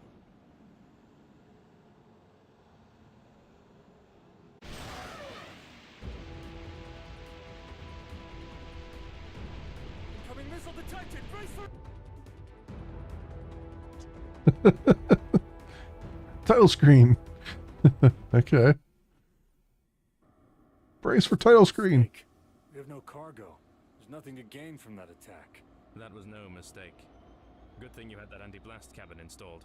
Oh, how did you know about that? It should have been hidden. I choose my flights carefully. Mr. Anderson. Without an escort. What? Without an escort? Carefully. Who are you? I remember I chose this job personally out of the mission computer. Let's say I'm a businessman who is following his interests in this part of the galaxy. That I was impressed by your flight skills, and that I'd like to reimburse you for your losses. I've arranged a ship for you. It's waiting in the hangar, equipped and fueled, ready to go. It's not much, but should be much better than your old one. And if you want to teach those pirates a lesson, I'll be willing to pay a few more credits if you clear a couple of nat points for me. What do you say? Ah, well, thanks for the ship. You think I can handle this? Well, I saw you flying. You're young, but I trust my instincts. I think you've got what it takes. Well then, I hope I don't disappoint you. I'll be around. Contact me when you return. Okay. Who should I ask for? Ask for Mr. Anderson. How do you intend to speak without a mouth, Mr. Anderson? All right. Cool. I mean, we're right into it. Is there anything different on... Okay, no, it's the same menu here. I was kind of wondering. Sometimes they pull that. So hangar. F-28 Hawk. Hawk was created as a space and space superiority interceptor to fill the gap between the F-37 Sparrow and the F-35 Eagle. The resulting ship is one of the fastest sublight military craft ever built. To combat guerrilla tactics, the fighter was upgraded with the latest in electronics and detection technology. Okay. I'm getting a little bit... Not only am I getting Freelancer, but I'm getting a little bit of Wing Commander in here too, where they're like... the way they're doing terminology and stuff. Mill engine... CV Shield Titan. Okay, equipment. 2 lasers and a grappler. Alright. Okay. Markets. Equipment. Commodities. Energy cells. Minerals. Equipment. Okay, core light laser. Okay. That's what I got. I guess there's core training, core medium.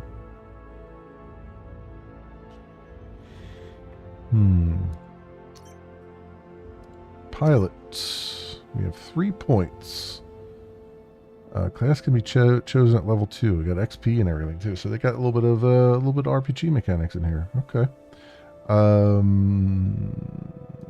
Should you tell me what any of these mean though? Shield recharge, armor. I guess damage. Shield and energy, probably. And then we get other things over here. Record that. Or record, I should say, not record. This will save your bonus points distribution. Yes. Alright, missions. Teach those pirates a lesson. 400 credits. Maximum of 2 side missions. Okay, that's a story mission, and then there's job orders. Okay. Defend Lalia from a pack of pirates. These all give XP. Transport 33 tons of goods to Stellar Keys. Formello. Transport 5 people. Not to destroy Matak. Let's. I like to do the transport things, but let's do let's do some combat first to see what it's like. See how. Oh, you have to advance the story first. All right, whatever.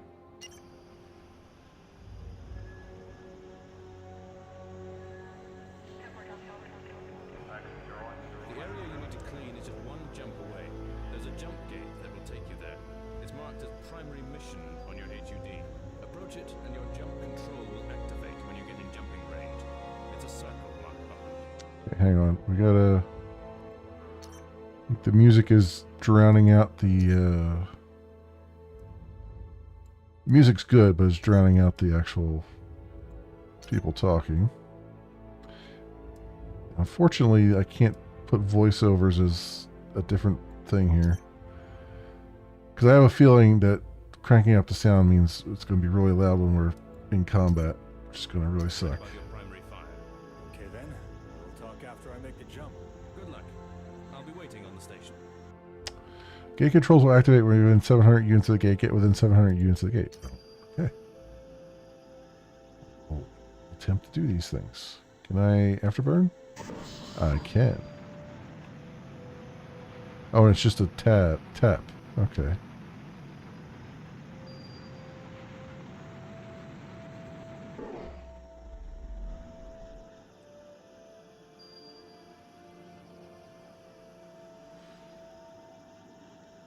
Assuming there's going to be like a... Well, there's probably some like gate travel or something. But I'm doing it. Jeez Louise. Give me a break here.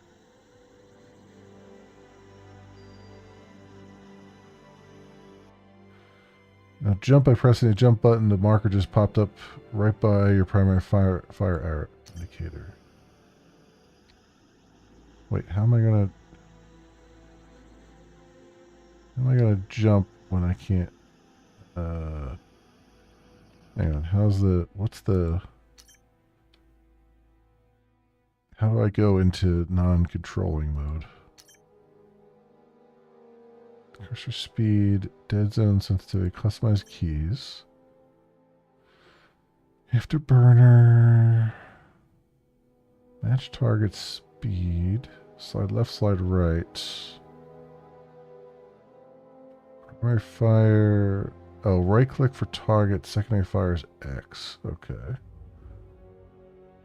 Tertiary fire is Z. Next target, next hostile. Time accelerate. Use jump gate is F. Okay, and time accelerate is G and use jump gate is F, and so is dock. All right, got it.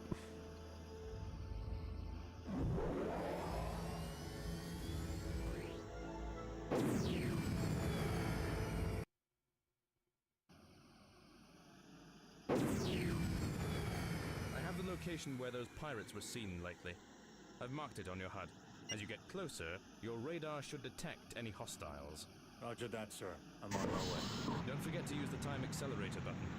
It's active when no enemies are around. It'll save you a lot of time. Okay, so that's what? T? No. That's target. G? Yeah, here we go. G is time multiplier.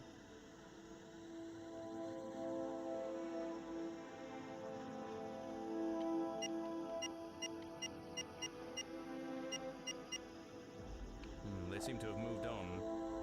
But I detect a faint engine trail not far from your location. Move on to the next beacon. See if you can find them.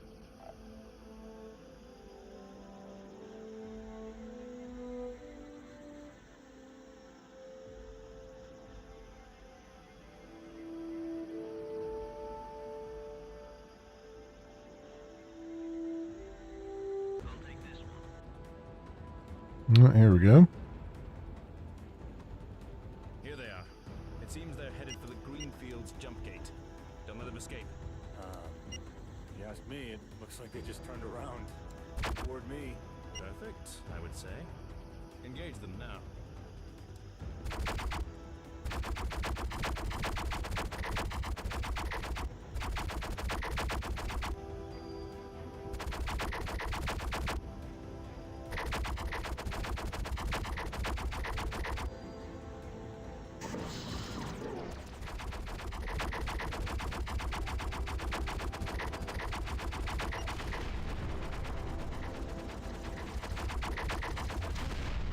Looks like they've learned their lesson. Let me know when you get back. There we go. Okay, it looks like we automatically pick things up. Uh-oh. We got more coming in. 3 more coming in.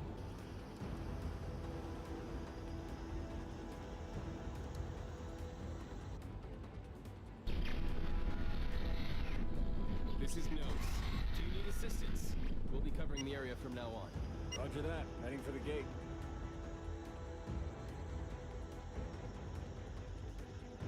Okay.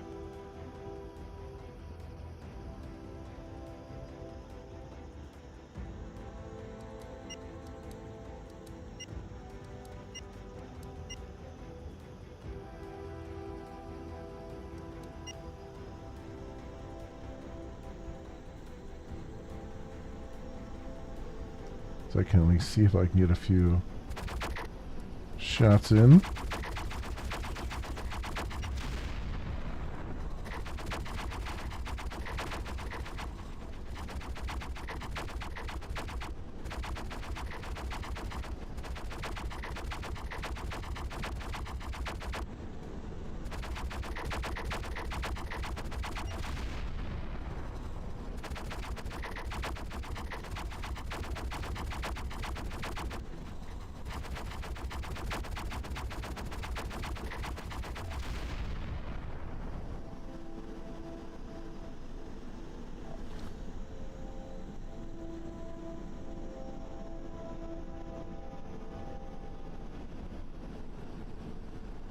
Yeah, very good.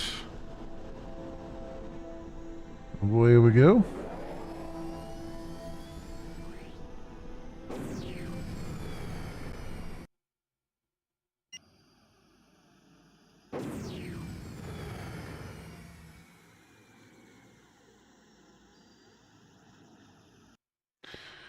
Docking is similar to jumping. When you're docking range, docking mark will pop up. Press the dock button, you'll be docked in no time. Yep, I get it.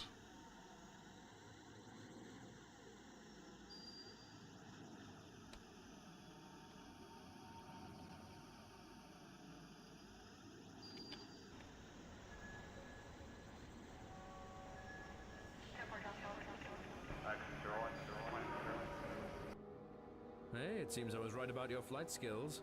I guess I was lucky this time. Luck has nothing to do with it. However, I was just looking over your flight records, and it seems one of the attacking fighters left before we got the chance to stop it. This means whoever is behind the attack already knows that I survived. Not sure I follow. No worries, my friend, no worries. Let me think about this for a while. Okay, you do that. Meanwhile, I saw some asteroids right before the attack, and I think those asteroids have some material I need for a small project of mine. Do you think you can mine some for me? For the right price, of course. I guess it's much safer to fire at simple rocks than chasing rogue fighters. Sure, I'll do it. Okay then. I need 5 tons of gold. It's a common metal, not too valuable, but I can't seem to find it at a local store. And just think, people used to consider this a precious metal in the past. Okay. 5 tons of gold. Choose your character class. Trader, a tank, an engineer, a fighter. Fighter's main skill will be fighting. Fighters will be able to inflict the highest damage with any weapon, will be masters of ship handling, and will possess the reflexes of a wild Siamese cat. Fighter will be trigger happy and prefer fighting 10 rogues than negotiating with 1. Handling, 20% bonus, speed, 20% bonus. Sync fire and double damage abilities. Okay. Trader. Traders are as complex in their actions as they are straightforward in their objectives, namely to turn a profit. Traders represent prosperity and civility, while their thirst for wealth caters to a more adventurous lifestyle, always in search of the perfect product or to establish a more profitable trade route. They excel at gathering information, bartering, and negotiating their way out of all but the direst of situations. 20% cargo, 20% armor. Aegis field, okay. Tank. The tank will feel a need to be on the first line and protect his party, will taunt the enemy and will attract their attention and, of course, their fire. Tanks will be able to sustain a great deal of damage before their ship becomes unstable. On the other side, tanks are not the best at dealing damage. Okay. Engineer. Engineers are a rare breed of hero. They do not have outstanding feats of heroics like fighter types, nor do they have awe-inspiring tricks like traders. Instead, they have carefully constructed devices that they can use to give themselves or their allies an advantage in battle. Battery size and energy output. Level 5 is repair.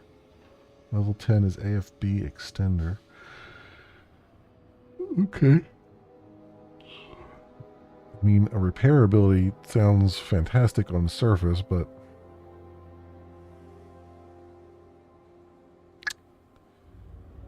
I'm tempted to do it. I'm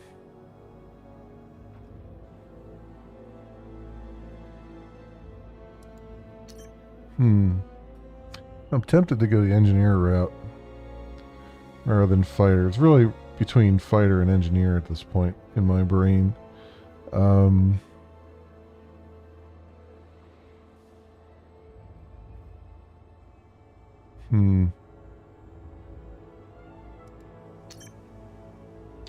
Sync fire, double damage.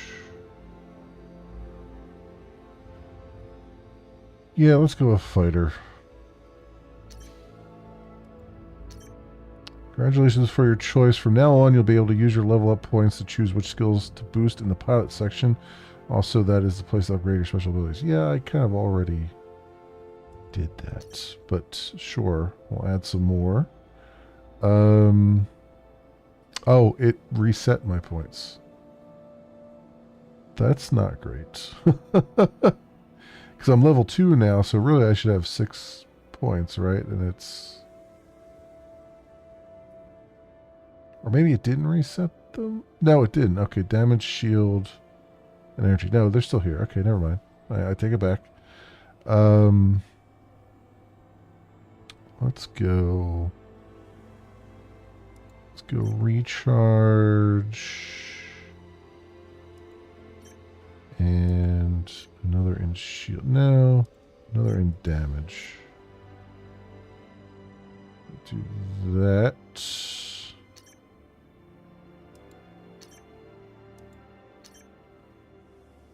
Okay, yeah, I got it. I leveled up. Okay, we got 5 tons of cargo. What's on my, what can I sell here? Kappa plants. All right. We'll just sell all those right away. Okay, back. Missions. Mine nearby asteroids for Mr. Anderson. Can I take anything else over here? Return here with 22 tons of oxygen. Well, I don't have 22 tons of space.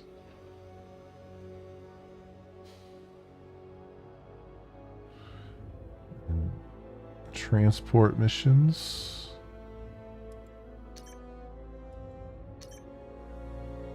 You can advance a bit more in the storyline. Okay.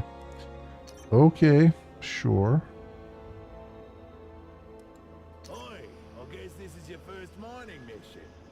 Mr. Anderson asked me to give you a few hints. I've marked a target on your onboard computer. It's an asteroid rich in the resources you're looking for. Let me know when you get there. Nice tip. On my way. Okay.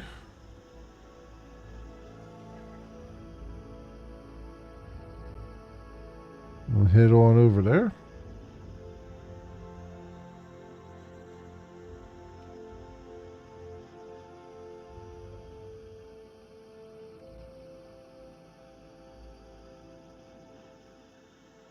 Hey, I think I'm at that target asteroid. Good. Now, fire at it with your primary weapons. Some small pieces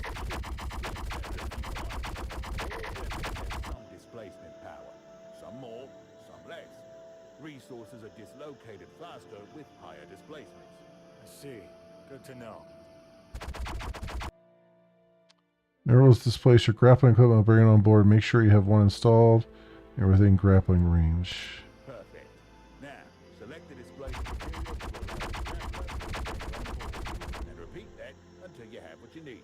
Also, remember, you can always check your cargo and drop items you don't need to make more room.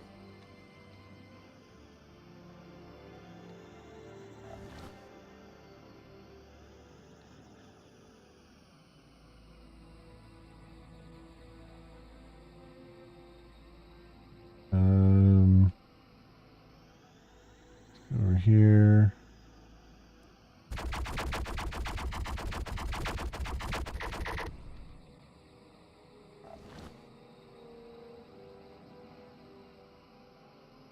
Great.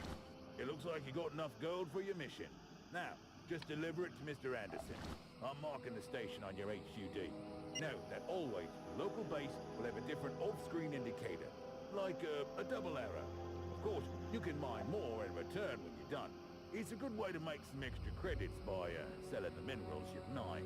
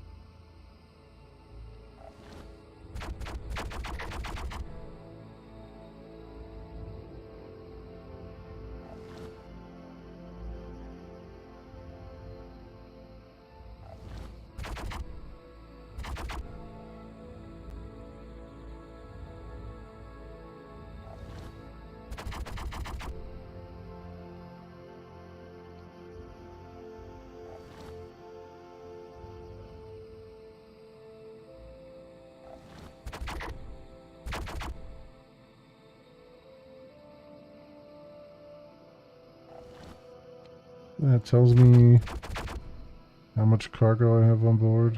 Oh, matching speed. That's all I want.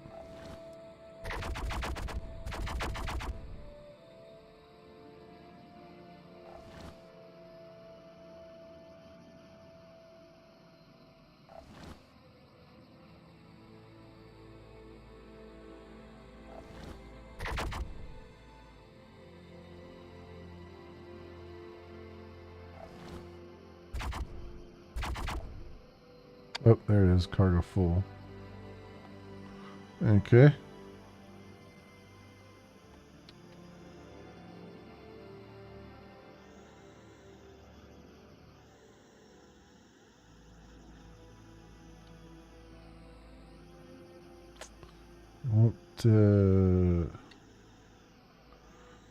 Speed won't stay up unless I hold down W now. It was staying up before. Oh, what's going on? It's something's trying to reverse here. I don't know why it's trying to reverse. That's weird. Oh, what's going on there?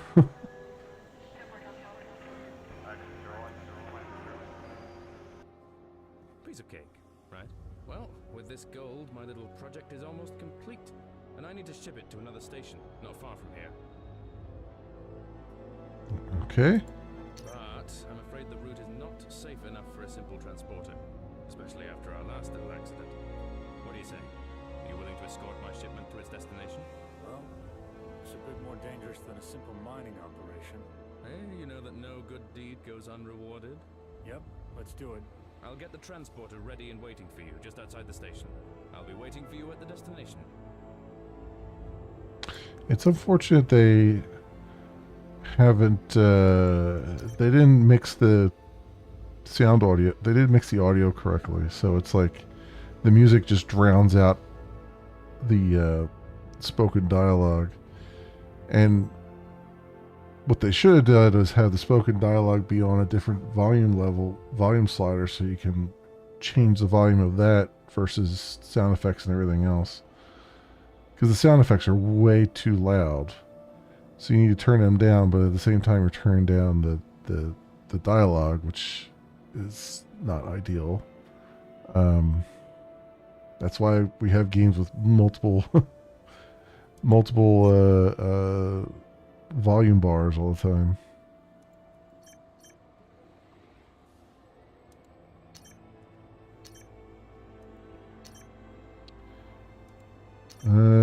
Escort the cargo to Dyson's. Let's go and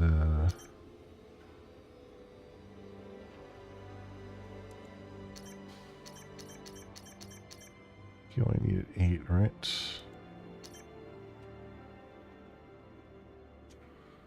So we'll do that, sell that there, and yes, launch.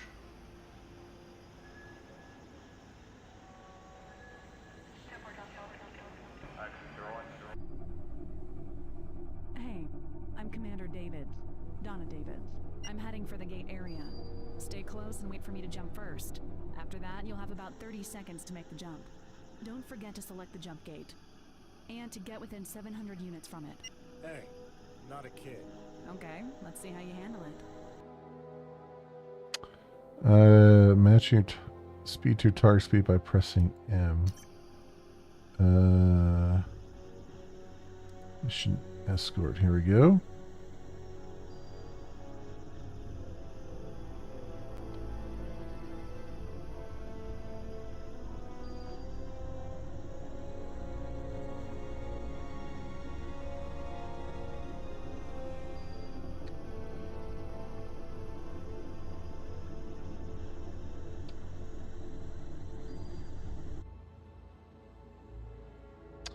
And we've got enemies. Heads up, we have company. Don't let them get close to me. This whale can't handle too much fire.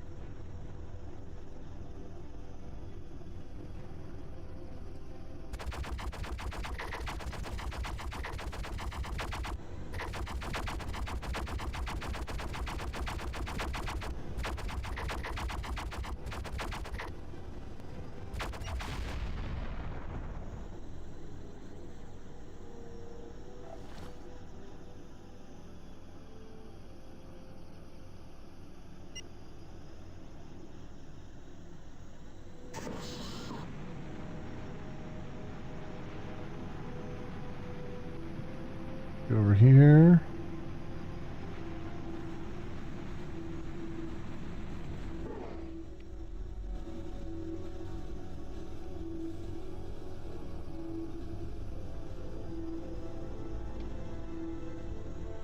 I'm trying to match speed, but it said hit M to match speed, and that is not matching speed. It's C to match target speed. There we go.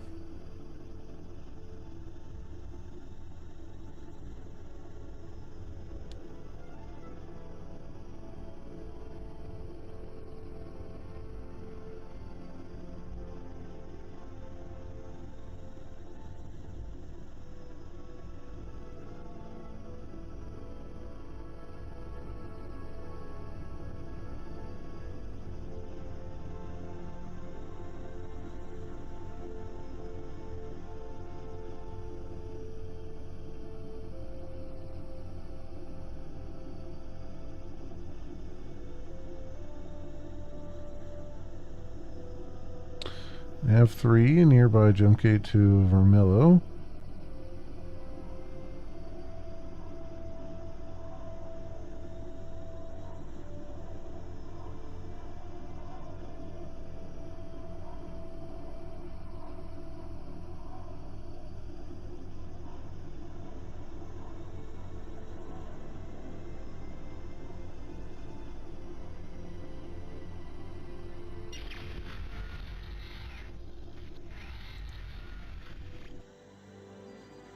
Alright.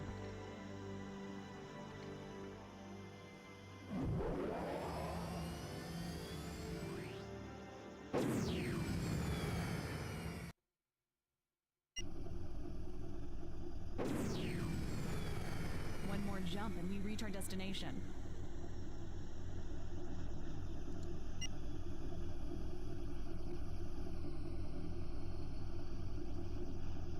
Yeah, jump to Dyson's. Okay. Another enemy wing closing fast.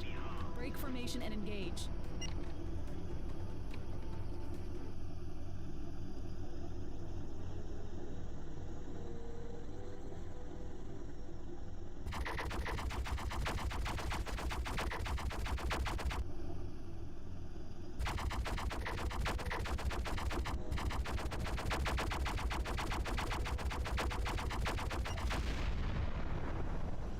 Yep, got some slot machines.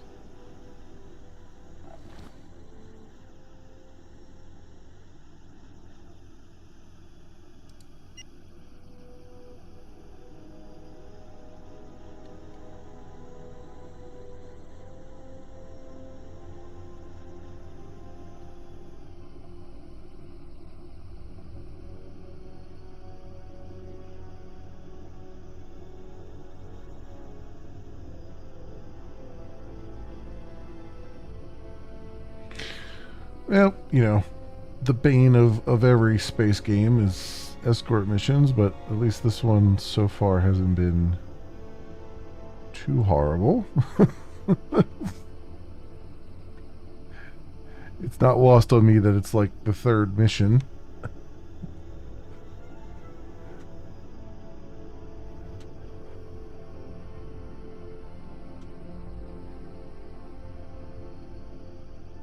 Controls are okay.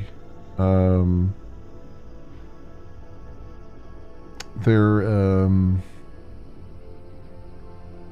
the right click. So the right click works as far as like selecting stuff. I'm okay with that. Although it's a little bit weird because you gotta have it. You gotta have your cursor on it basically.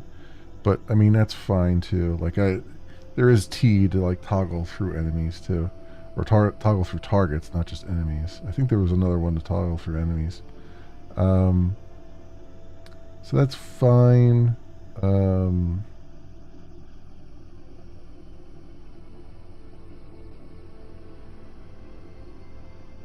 Yeah, it's okay. It's okay. You know, W to speed up, S to slow down.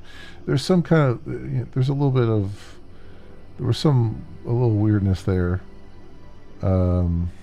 with it, but it was otherwise good.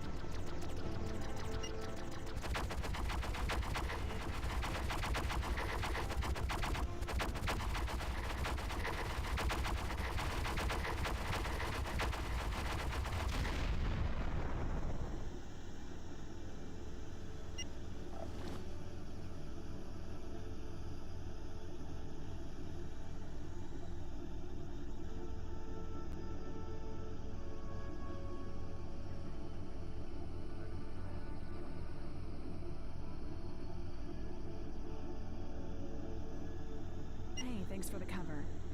Those were some nasty fighters that ambushed us. I owe you one. Guess the drinks are on you this time. I'll be in Dyson's right after I park this baby. Let's see if they have something tasty at the station. It's settled then. I'll see you on Dyson soon. 500 credits. Congratulations. Alright. Let's go land. Hey, I just landed. Yeah, I saw you. Nice maneuver. Unfortunately, I have some bad news. We'll have that well-deserved drink, but maybe a bit later. Mr. Anderson wants the flight record ASAP. Ah, great. Maybe we can synchronize a bit later. I'm sure we will. It's a small galaxy. Okay. Hey, you're starting to get used to this new ship, aren't you? I'll be waiting for another transport here. It should arrive soon, but I like to play it safe. I need you to go on a short patrol and clear a few nav points. You do that for me? Well, more dogfight practice, huh? Sure, I'll do it. Okay then, I'll get the reward ready. Let's just hope it's just target practice. Huh? I don't mind me just thinking aloud. Guess that drink will have to wait a bit longer. Alright. Missions. Swipe Dyson's navs and eliminate any hostile. Okay.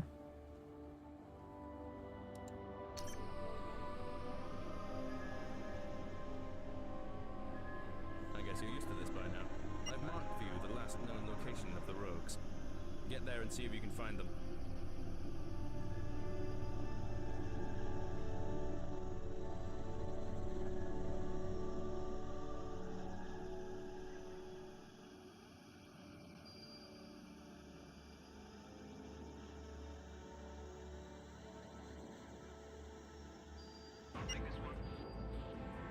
Yep. We got some company. Here they are. Engage them now.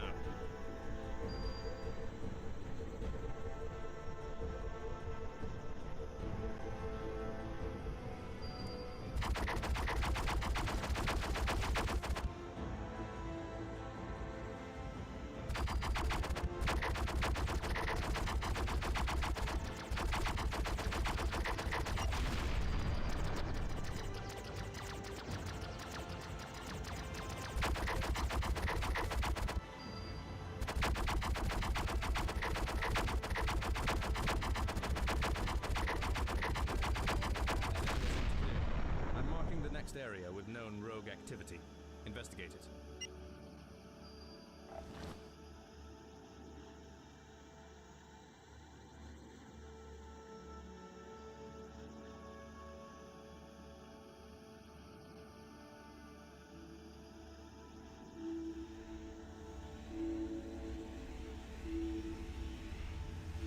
Looks like they've left this area. I have one more possible location. Marking it now.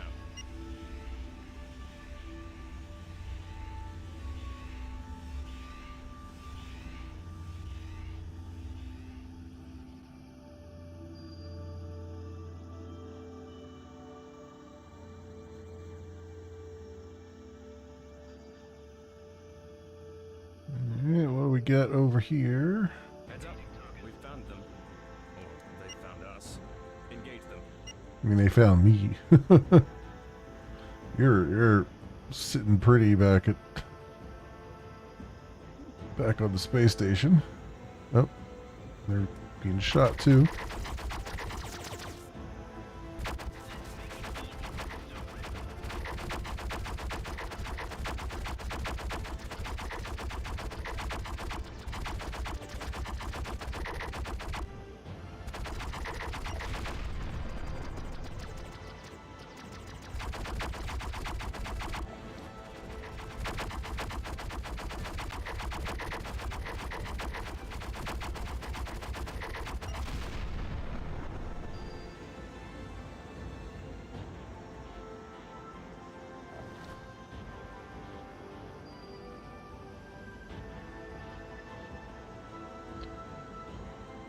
Alright. Am I going to get there in time to get some shots in on him?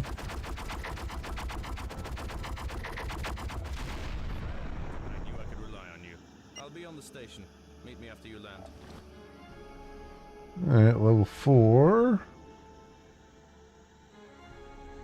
500 credits.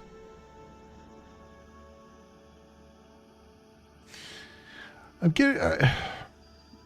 I don't know if this is a thing or not, but I'm kind of getting a little bit of like a mobile vibe to this, because of the way the menus are laid out and how big all the like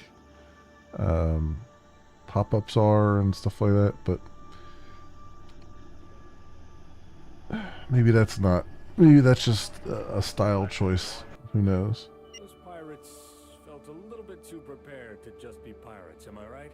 Well, that's why I sent you to give them a lesson. Local security is no match for my friends. Your friends? Huh? No, never you mind about that. I'll have to reflect on recent events. I guess you know better. By the way, have you seen Donna? Oh, Donna. You just missed her. She left on an urgent mission. Do you have a message for me to pass on? Nah. I'm sure we'll cross paths again soon. Galaxy's not that big. Oh, I'm sure you will. Well, as I've said, I need some time to reflect. I'll see you around then. Sure. Once again, thanks for the ship.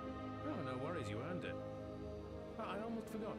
A friend of mine needs a pilot for a few delicate missions. Are you looking for some work? You know me, always looking for more work. How delicate are we talking? I have no idea, but you can meet with my friend on New Vegas, and I'll send him a message. New Vegas. Okay. Okay then, I'm off to New Vegas. It's Smith. Mr. Smith. My friend. Okay, I'm on my way to Mr. Smith. Mr. Henderson and Mr. Smith. All right. All right. So we got 3 points available.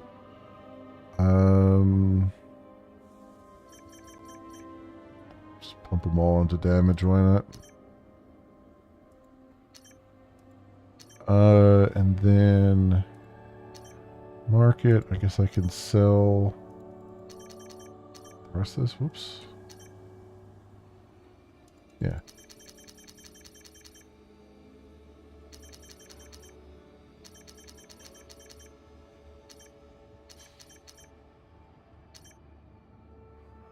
Cool. Minerals. Commodities. What minerals are they selling? Einsteinium. Einsteinium, yeah. 183, okay. Equipment. Can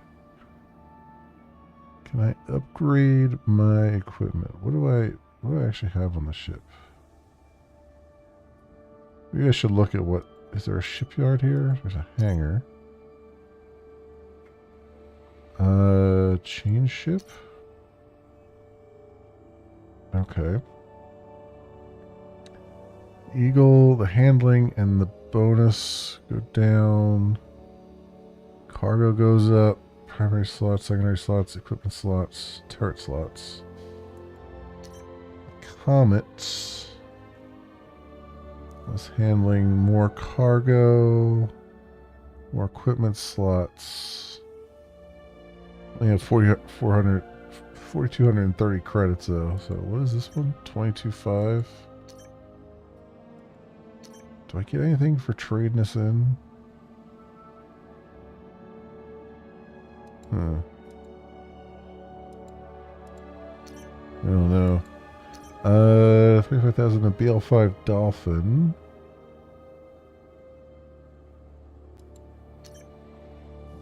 Cormoran has a ton of cargo.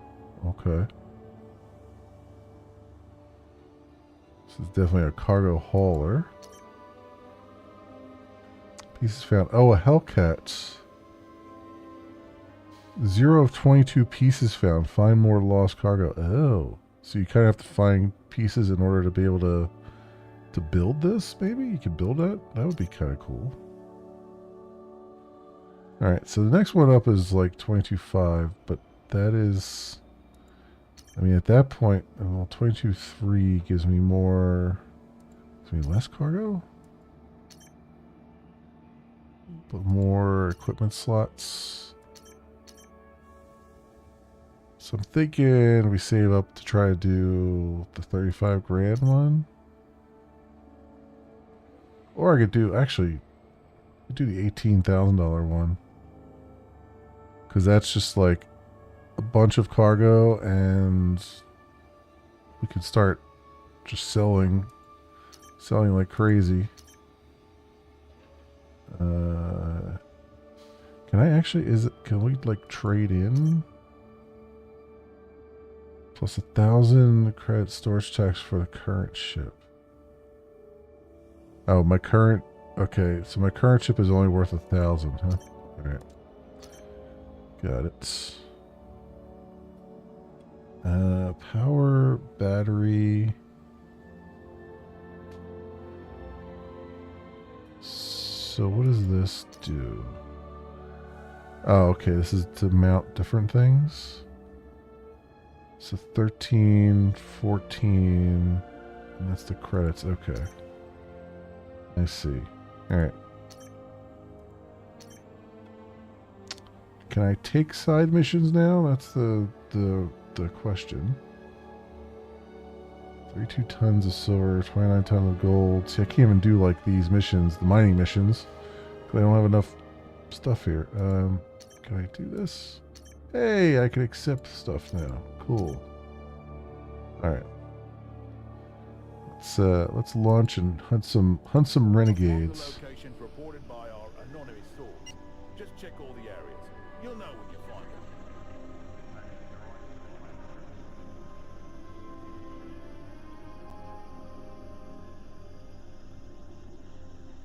So how do I...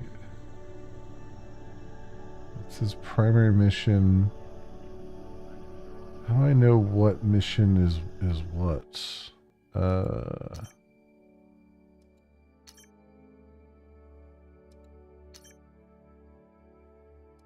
New Vegas. How do I know that these are like the side missions? I guess the side mission, because it says primary mission there. So what does the side mission show up as something else?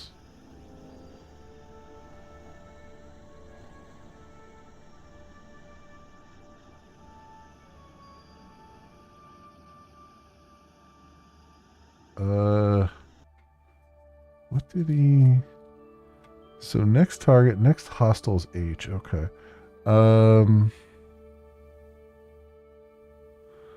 Ability 1 and Ability 2, yeah, I haven't even used those. Well, I don't have them unlocked yet. Use jump gate, camera first and third person, toggle cockpit, enemy camera.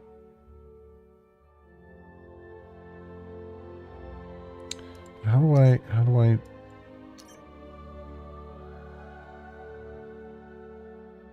criminal is Jomzing, find it and destroy it. Like, how do I find the side missions? Map. Oh, there we go. There's New Vegas over there. We're in Dyson's.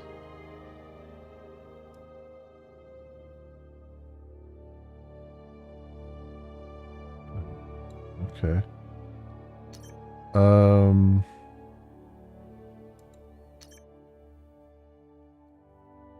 Hardcore aiming. Auto level ship. Oh yeah, okay. I know what they mean by that. Invert axes. Thrust mode is cruise speed. Throttle cruise speed.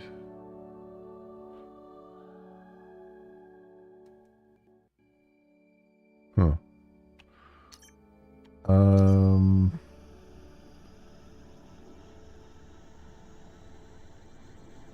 Yeah, I guess I'll go towards one of these primary mission things. Well, the jump to Lilla is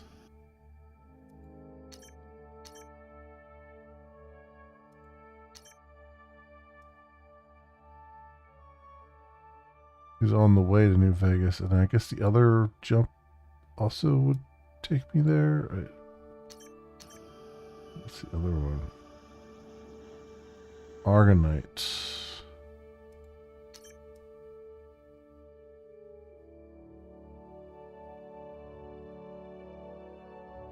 I don't know. Argonite's definitely not taking me there. I don't know. I don't know if these are showing me where I should go for the side missions, or if it's showing me ways to go for the main mission.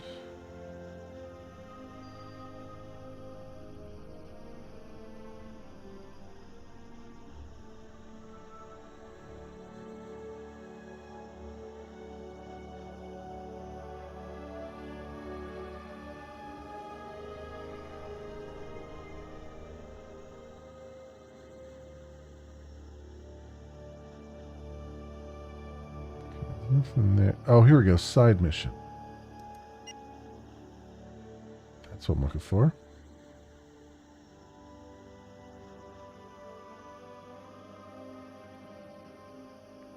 So you all show up in the same color, which, okay.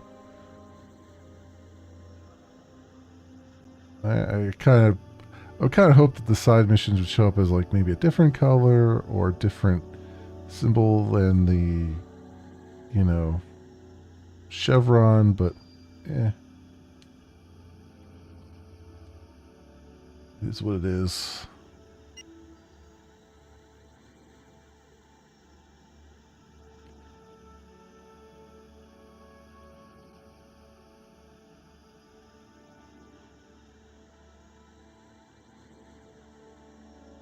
So I gotta find.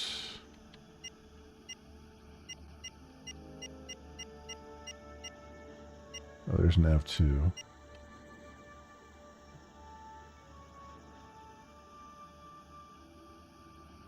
I assume it's just doing the first side mission, and then once I do that, it goes to the second, like it's going in order, probably.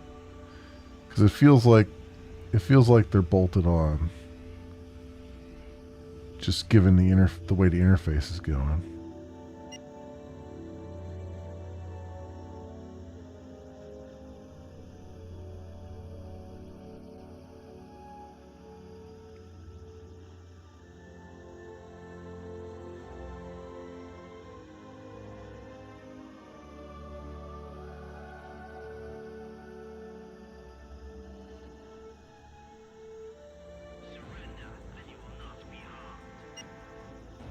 Go.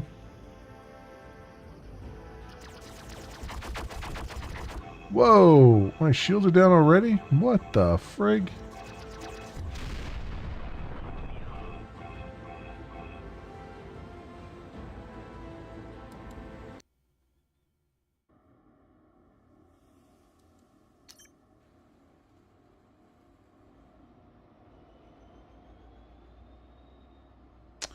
Okay, and that was only, like, he's only worth 182 XP. So, like, alright. Sure. Okay, Outlaw, thanks for hanging out. I appreciate it. You have a good night. No idea here. Locations reported by our anonymous source. Just check all the areas. You'll know when you find them.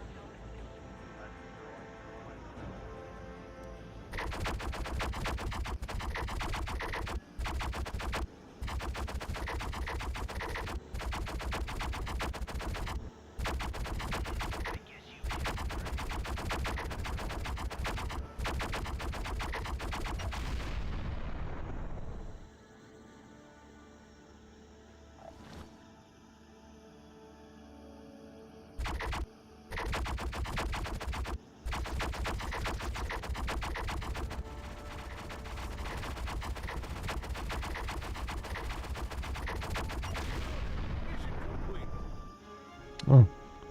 Well, that was one down. Oh, here's Jumzing. So I just happen to run into them? If I can get there fast enough. You got him. Oh, okay. I still got mission complete for it. Well, that was lucky? Question mark? That's yeah. That was a thing. That was a thing. Certainly, I barely left the station.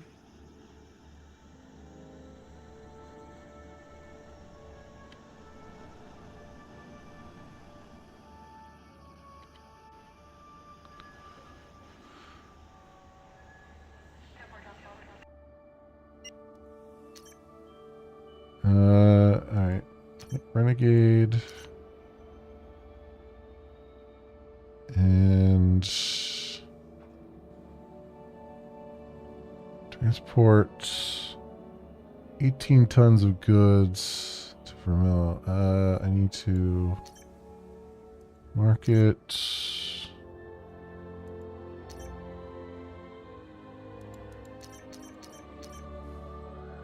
There we go.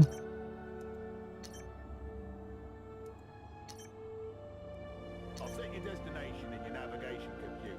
Just make sure you get there in one piece. Alright. Cool. I've marked the locations reported by our anonymous source. Just check all the areas. You'll know when you find them.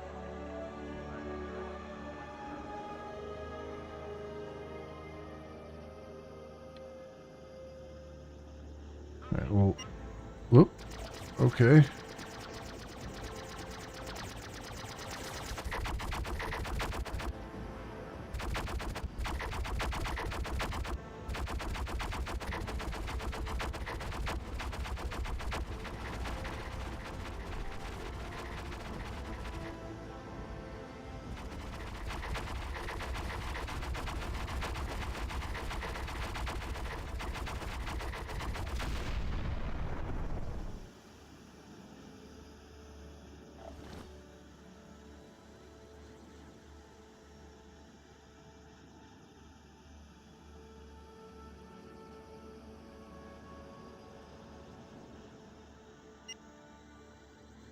Over here and see what we see.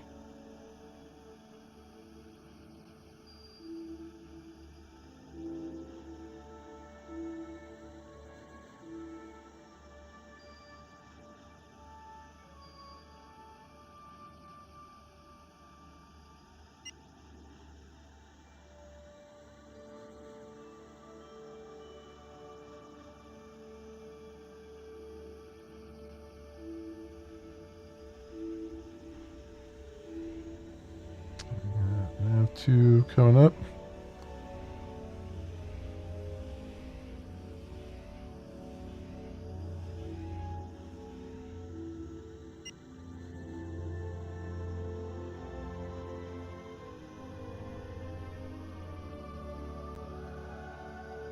Nav 3.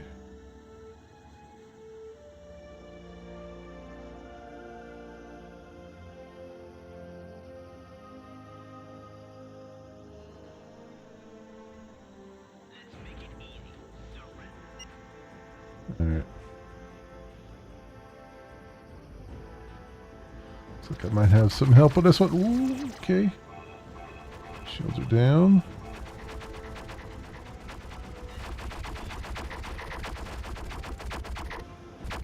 Good thing I had some help on that one. Nice. Because he took my shields down like they were nothing. Alright. Let's go deliver this. Deliver this cargo.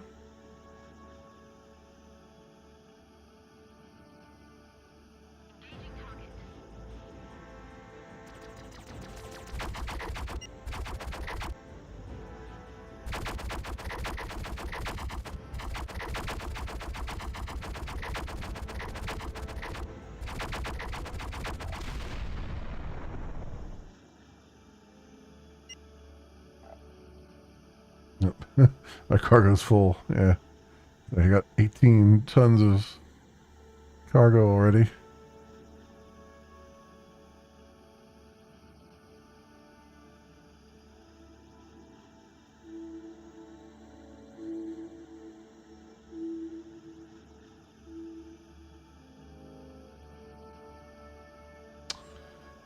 All right.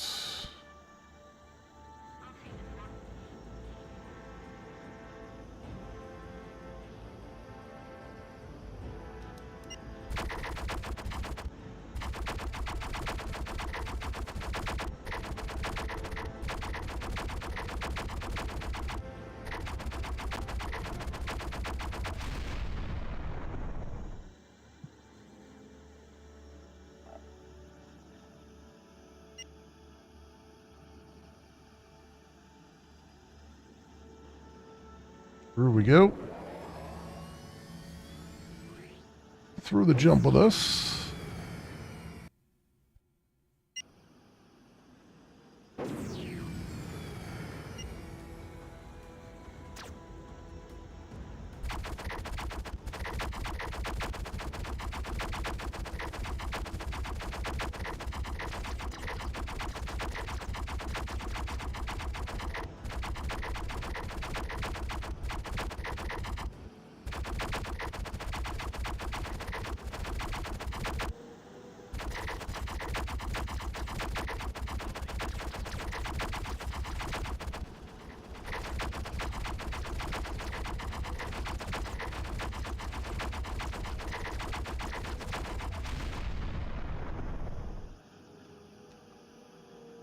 Okay.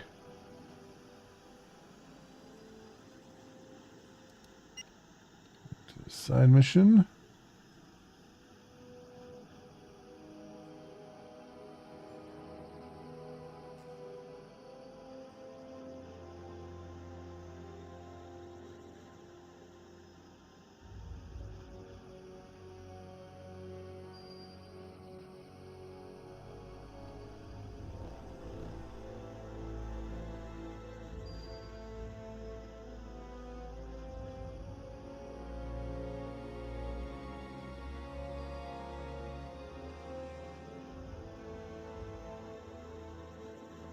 This is Corps Border Patrol. Stand down for scanning. Okay. Scan complete. Only legitimate cargo here, patrol. Nothing to see.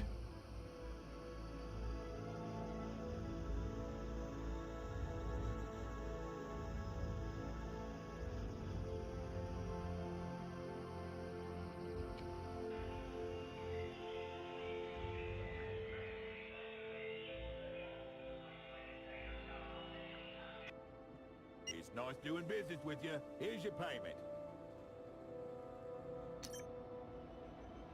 Alright, we leveled up. So I'm thinking let's pump some more into shield.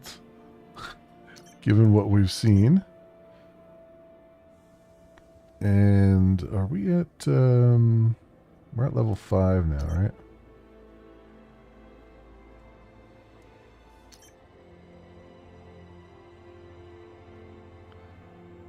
So we got level 2 on that.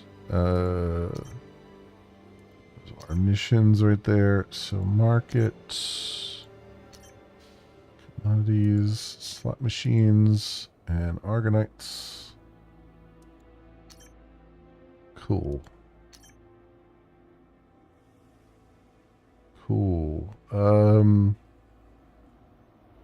32 tons of goods. There's a lot of delivery things. That's why I'm thinking like the first thing you probably should get is the one with that ton of cargo space, because that seems like just easy money at that point, right? Okay. So it's not bad. It's not bad.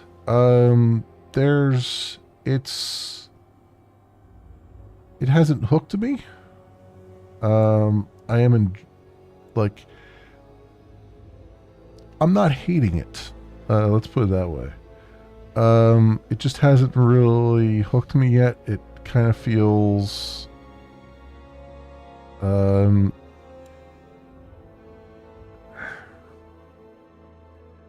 know. I don't know. It's very, very lukewarm on it. I think there's some good stuff here. And I think they're definitely trying to pull in. They're wearing their contemporaries on their sleeve, right? It's like they're going for Freelancer, they're going for a little bit of Wing Commander, a little Wing Commander Privateer. Freelancer definitely with the way you control the ship, and also some of the names of the areas. You know what I mean? So there's that.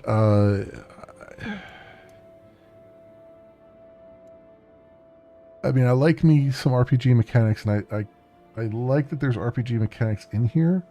I just don't think that...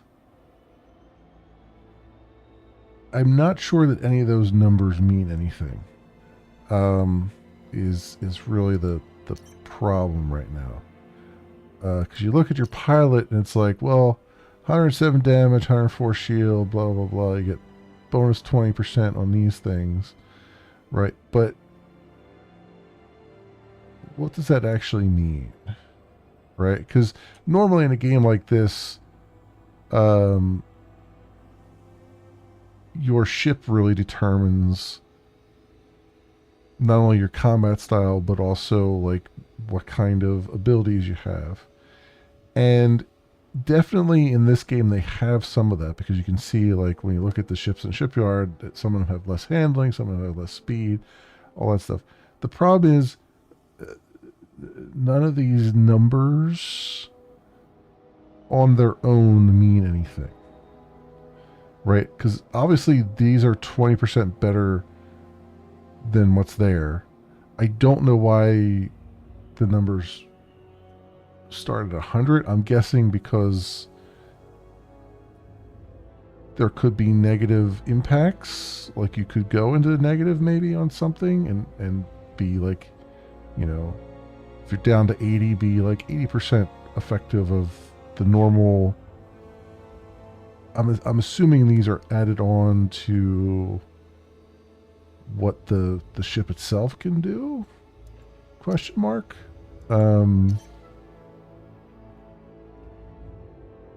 Yeah, it's like, so like the engine, like you're getting 70 out of 100, and so 70 is the top speed, and I guess 105 is the, so these are the normal speeds, I guess, right? So 70 is the normal speed, 105 is the afterburner speed, but we're seeing that I'm getting like 84, which would be 20% more out of the engine. So I guess that's how that's working.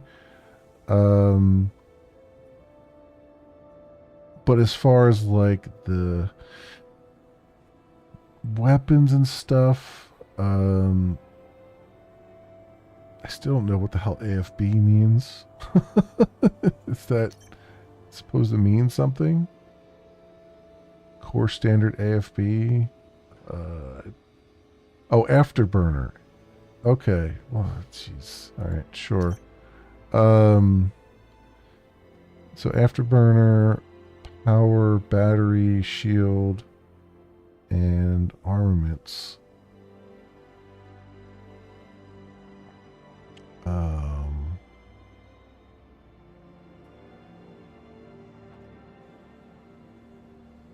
guess that's armament? Armor, sorry. Titan armor. Okay. Oh, primary fire unlimited, secondary fire unlimited. Energy is 131. Mining is +1. Damage is plus... Okay, damage is 56 plus 4. Okay, so now some of these numbers are making sense. Although, yeah, +4. Is that what I put on the damage? What did I put on the damage? I have 107 on the damage. So I don't know why that's just a +4.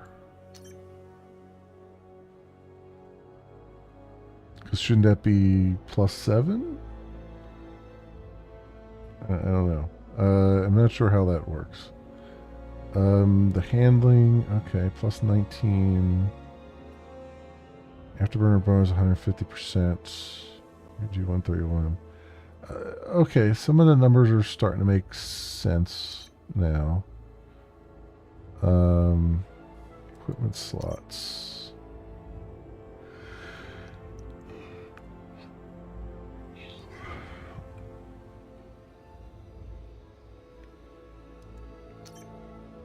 Well, some of these menus feel somewhat hidden too, but I guess no, I guess they're fine. They got like a standard layout going here. It's all spread out across the screen, so I'm like, I don't know where my eyes are supposed to go. I don't know why.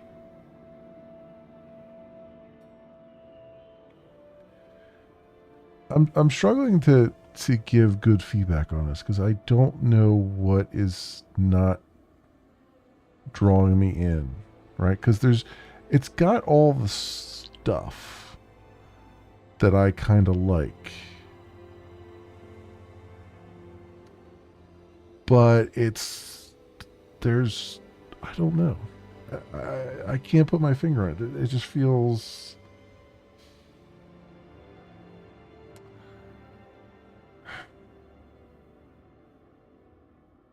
I'm not sure. I mean, I think this is one of those where I'm going to have to play some more of it. Probably in a stream. Before and just kind of get further along. Because I think what's going on right now is that I think the beginning here is kind of slow. Kind of, sort of. I mean, they were tutorializing you without really necessarily tutorializing you, which I'm fine with. But it's opened up a little bit now. But I feel a little railroaded. Like I feel like I'm on, like there's the illusion of a open world, even though you can just pick up and go anywhere it looks like and get missions and stuff. It still feels like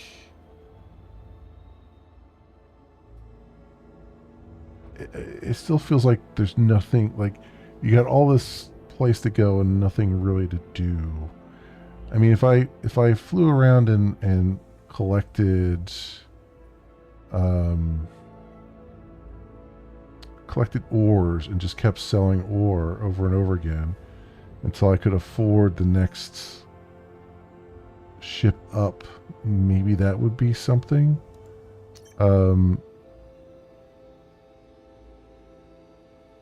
But like what do we have as far as minerals here? Like I would have to find,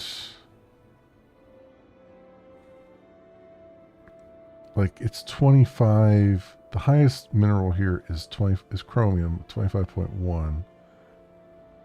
And I can get 20 slots. So that's what? So 10 would be 251. 20 would be that times 2, so it'd be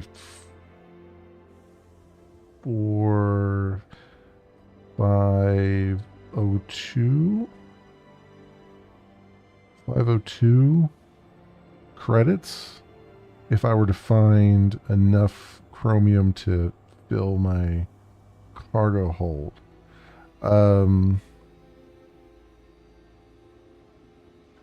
Which would only get me to about 5,000, just over 5,000 credits then. It'd be 5,006 credits. And the next one up that was looking any like good as far as money making was 18,000 credits.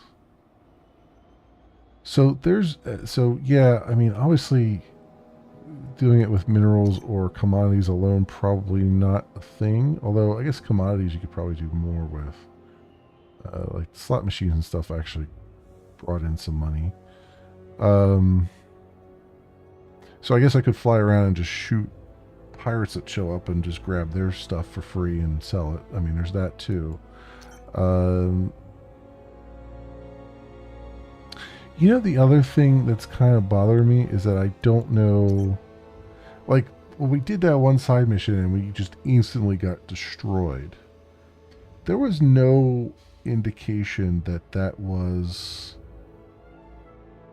out of my league, right? And I think maybe that's the other thing that's kind of bothering me a little bit, is that there's, like, I don't know, like in Freelancer, what they did was they put the level number of the enemy next to them on the HUD, right? And so you could see, like, if you came across someone that was like level 20 or something, you're like, okay, this is definitely not going to work out in my favor. And even in like more modern things, they do that a lot too. If this one had it, I couldn't see it because the HUD's too busy. But I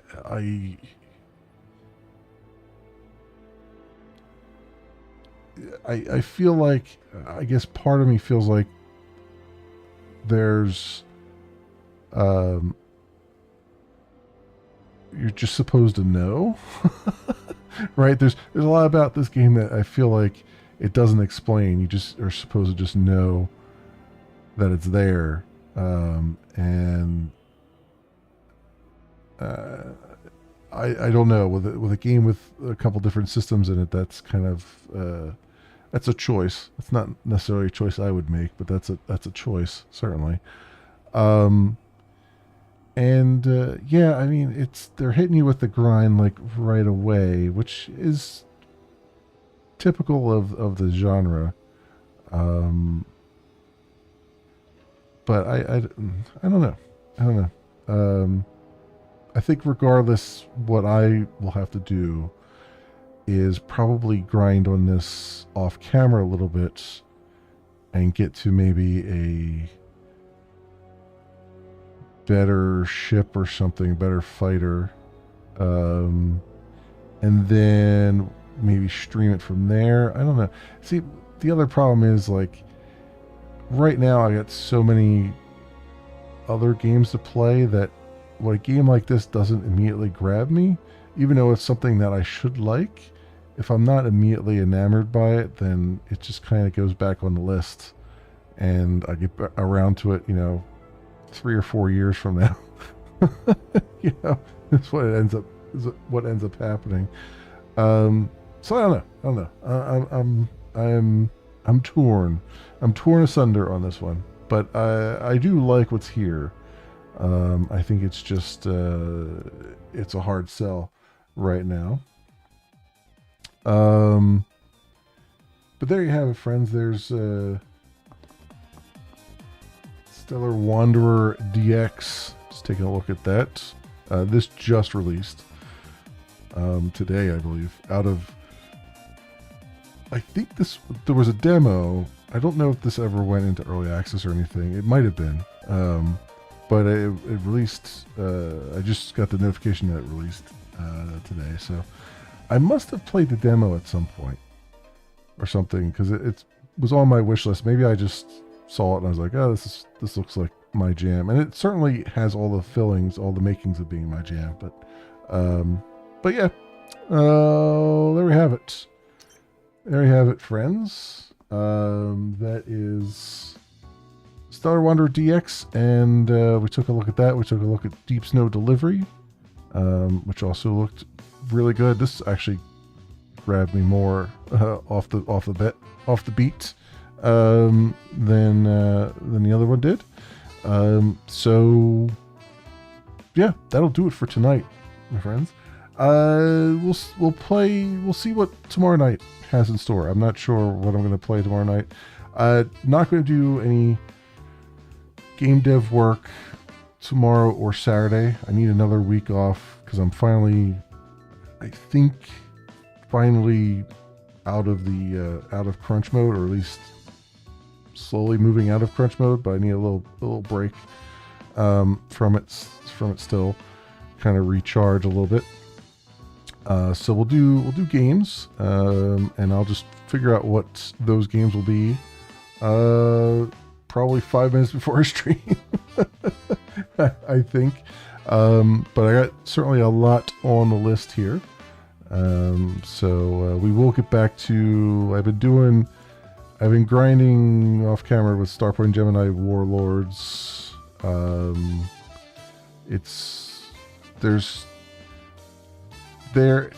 I'm at like a point where it's, in order to really progress, I need to just kind of sit there and let it collect resources.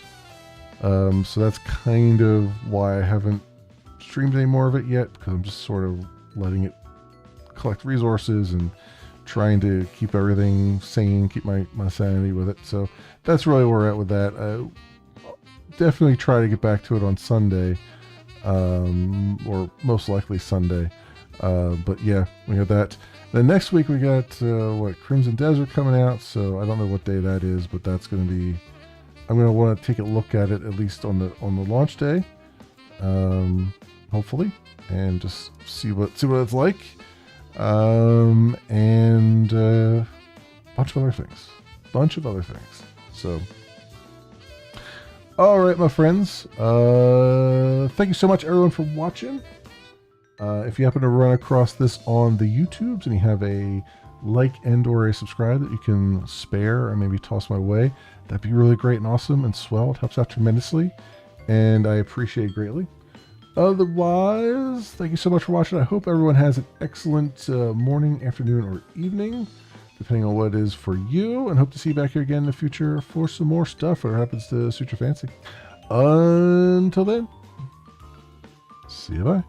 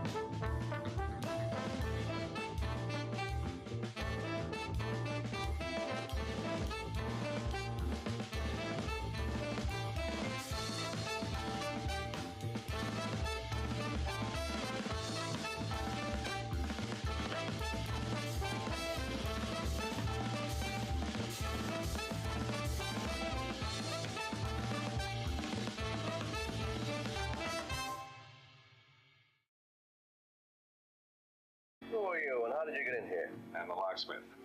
And I'm a locksmith.